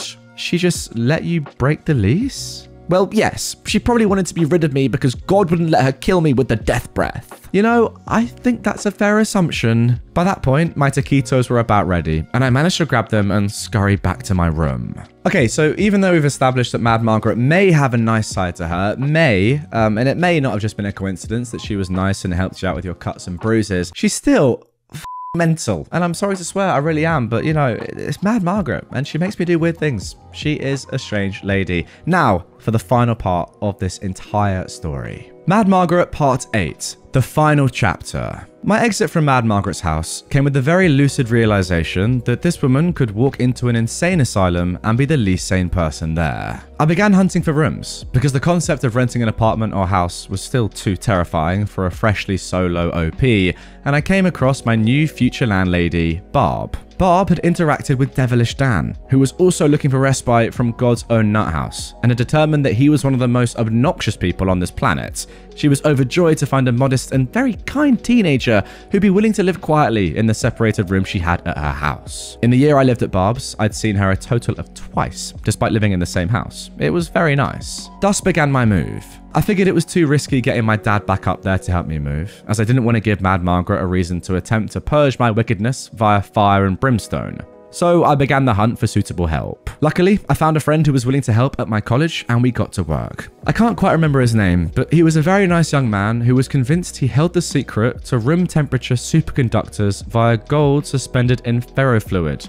Nice idea, but wrong. How weird. He and I hopped into his Nissan Leaf and headed to Mad Margaret's. Now, while we were there, packing up my things, Margaret gave a wonderful show of the duality of her nature by simultaneously praising Jesus that my wickedness was being exorcised from her house, and telling me that I was an okay young man and to avoid the evils of the world, such as community college, alcohol, and the devil's lettuce. She eyed my friend's Nissan Leaf with much suspicion during my exit because A, it was owned by a college kid, and B, she didn't trust hybrids, something about the devil powering them. Thankfully, as a poor college student, my worldly possessions fit in 2 trips in my friend's car. All that was left in my room was the musty furniture it came with and the bucket I put under the constant drip from the ceiling. My final words to Mad Margaret were, "Thank you for letting me stay in your home. Please seek mental help." Or so I thought. You see, I did see her one last time after that. I was working at my job at Radio Shack. I promise I'm not that old. Radio Shack lasted longer than you all think, when a familiar and long drawn out "Oh, Bailey" came from the door. There she stood, in all her unholy glory, Mad frickin' Margaret. Dang it. "Oh, Bailey, I didn't know you worked here." "Yep, sure do. I see you got your license back." "Absolutely. Actually, I was looking..." "I'm sorry, Margaret. I'm actually just heading out to my lunch, but if you're still here when I get back, we can chat." I then hid in the back room for the next 30 minutes until I was certain she was gone. My manager, Roman, was quite amused, as I'm typically a hard worker and would never avoid a customer. I know I was young and not yet jaded by the wonderful world of retail. I gave him the full story when she left. Now, I'm sure you all want an epilogue as to the ultimate fate of Mad Margaret, but unfortunately, I'm pleased to report that I never saw her after that point. My best guess is that she got her license revoked again, as she is absolutely the type to continually harass a single person at a store if it catches her attention. She showed me her soapbox and sign that she used to bring downtown on weekends to preach to the masses. And that's it. I got out and never saw her again. I'd like to bump into her now, as I'm a much more confident adult and I've got nothing to lose by gently commanding her to check herself into a mental institution, but I'm just as glad to avoid her. And there we go, that concludes the Mad Margaret debacle. 8 parts, 8 separate posts, all on Reddit, separated by me into 3 different videos and episodes. What an adventure it's been, and what a woman, I've got to say. Thank you for the content. Is that a good thing? I don't know. I enjoyed the stories tremendously. To OP, Bailey, respect, love your style of writing as always, and really enjoyed the stories. I want to see more from you though. I want you to bump back into Margaret, maybe in 20 years, when I don't know, we're all a little bit older and wiser, and just see what's going on in her life. Track her down in 20 years, because I want to do an interview with her. That would be amazing. Imagine the content, me interviewing Mad Margaret right now. Sensational stuff. And now for number 1. Now, let me tell you guys, I don't think that any of you are going to guess what I've chosen as number 1. For me, this is definitely the most original story that I've read this year. It's the most hilarious story that I've read this year, and it's the one that genuinely left me open-mouthed as I could not believe what I just read. So, our number 1 story comes from r/nuclearrevenge. It involves a donkey, and it may well get this entire episode demonetized. He forced me out of the closet. Let me spill your own terrible, awful into the world. I'll be honest, this story is not mine, but about my 2 cousins, Alex and Steve. My mother is originally from a small town in the coastal region of my country. She left when she married my dad, but her 2 sisters stayed in the town. Alex is one of the sons of my youngest aunts, and Steve is the son of my oldest. When they grew up, both moved to a big city in the region for college, but took way different paths. Alex went into an art-focused career, and after 2 semesters, came out as gay, while Steve went STEM and bathed himself in the machismo, homophobic culture of the region. You can guess they were not exactly close, and as far as gossip goes, they pretty much hated each other. As far as Alex's sexuality went, it was a well-known secret among the cousins and his brothers. teens and young adults, people with social media basically. But it was never acknowledged in front of my grandma, the other adults, or even his own parents. That was the context. Now let's get to the drama that unleashed on December 2017 at our family's Christmas party. That, as always, took place in my grandma's old townhouse. By midnight, Steve was drunk and looking for a fight, and he thought that Alex would be the perfect prey. While not the exact words, you could say this was the statement he shouted in the middle of the dance floor. Hey, Alex, where's your girlfriend? I don't see her around. Oh, yeah, you don't have one. Why is that? Hey, auntie, you know why your son didn't bring a girlfriend? Haven't you heard? Oh, that's because he is a sissy F-slur. He screws guys, or actually, he lets guys screw him like the little female dog he is. Alex was speechless, and so was the rest of the family, including my grandma. The musicians even stopped the music playing. But before someone could even say something back to Alex, he threw the bomb. Trigger warning. Yeah, well, at least I screw with humans. But let's not forget that your first girlfriend was the neighbor's donkey. You even tried to force me to F her once, didn't you? And hell broke loose. You see, in this particular area of my country, there is the extended myth that some men, especially teenagers, commit bestiality with donkeys. And in rural areas, this is not entirely untrue. But it's obviously never spoken that openly or casually, especially when there are outsiders present. Outsiders like Steve's girlfriend from college, who he had invited. The poor girl literally threw up in the middle of the party while she started soothing herself and crying like there was no tomorrow. To make an already long story a little shorter, my parents, thankfully my dad doesn't drink and could drive, offered to take her back to the city. We left the party in the middle of shouting, punches, someone fainting at some point, and whatnot. But I wouldn't have posted this here if this is how it ended. Steve's now ex-girlfriend told what had happened to her city friends, her parents, and basically anyone who would like to hear it. Steve was already known as a donkey effer all around the campus before he'd even come back from vacation, and his social life crumbled to dust. There was also a lot of cyberbullying involved, and he ended up quitting university. He went back to the old town and is currently the owner of a bar. He also married a local woman, if anyone wonders what happened to his love life. On the other hand, Alex ended school and he stayed in the city as a designer. His homosexuality was basically overlooked by everyone, for obvious reasons, and he is in fact my very Catholic grandma's favourite grandson. The funniest part of it all? With time, this has been basically thrown under the rug in my family. We still hold Christmas parties at the old townhouse. Alex and Steve keep their distances, but can actually speak to each other without murder intent, and we all agree to forget what happened in December 2017. Now guys, clearly I have no way of knowing whether or not these rumors are actually true or not, but the most telling thing about this, I can't believe this story exists by the way, just gotta say this, is that Steve never explicitly denounced these rumors. Like, he could have just said instantly, "What are you talking about? You're clearly lying." But no, he just took it. He didn't even have an explanation. That is very telling. Like, look at this comment right here. I'll bring it up on screen. So wait, did your cousin actually screw a donkey, or was everyone just willing to accept that it was something he would do? OP replies, "I think he was quite shocked and drunk in the moment and forgot he could, you know, lie. Instead, he started saying things like, 'I can explain to his girlfriend.' So yeah, he basically admitted to doing it." Well, there you go. That is, I guess, the proof.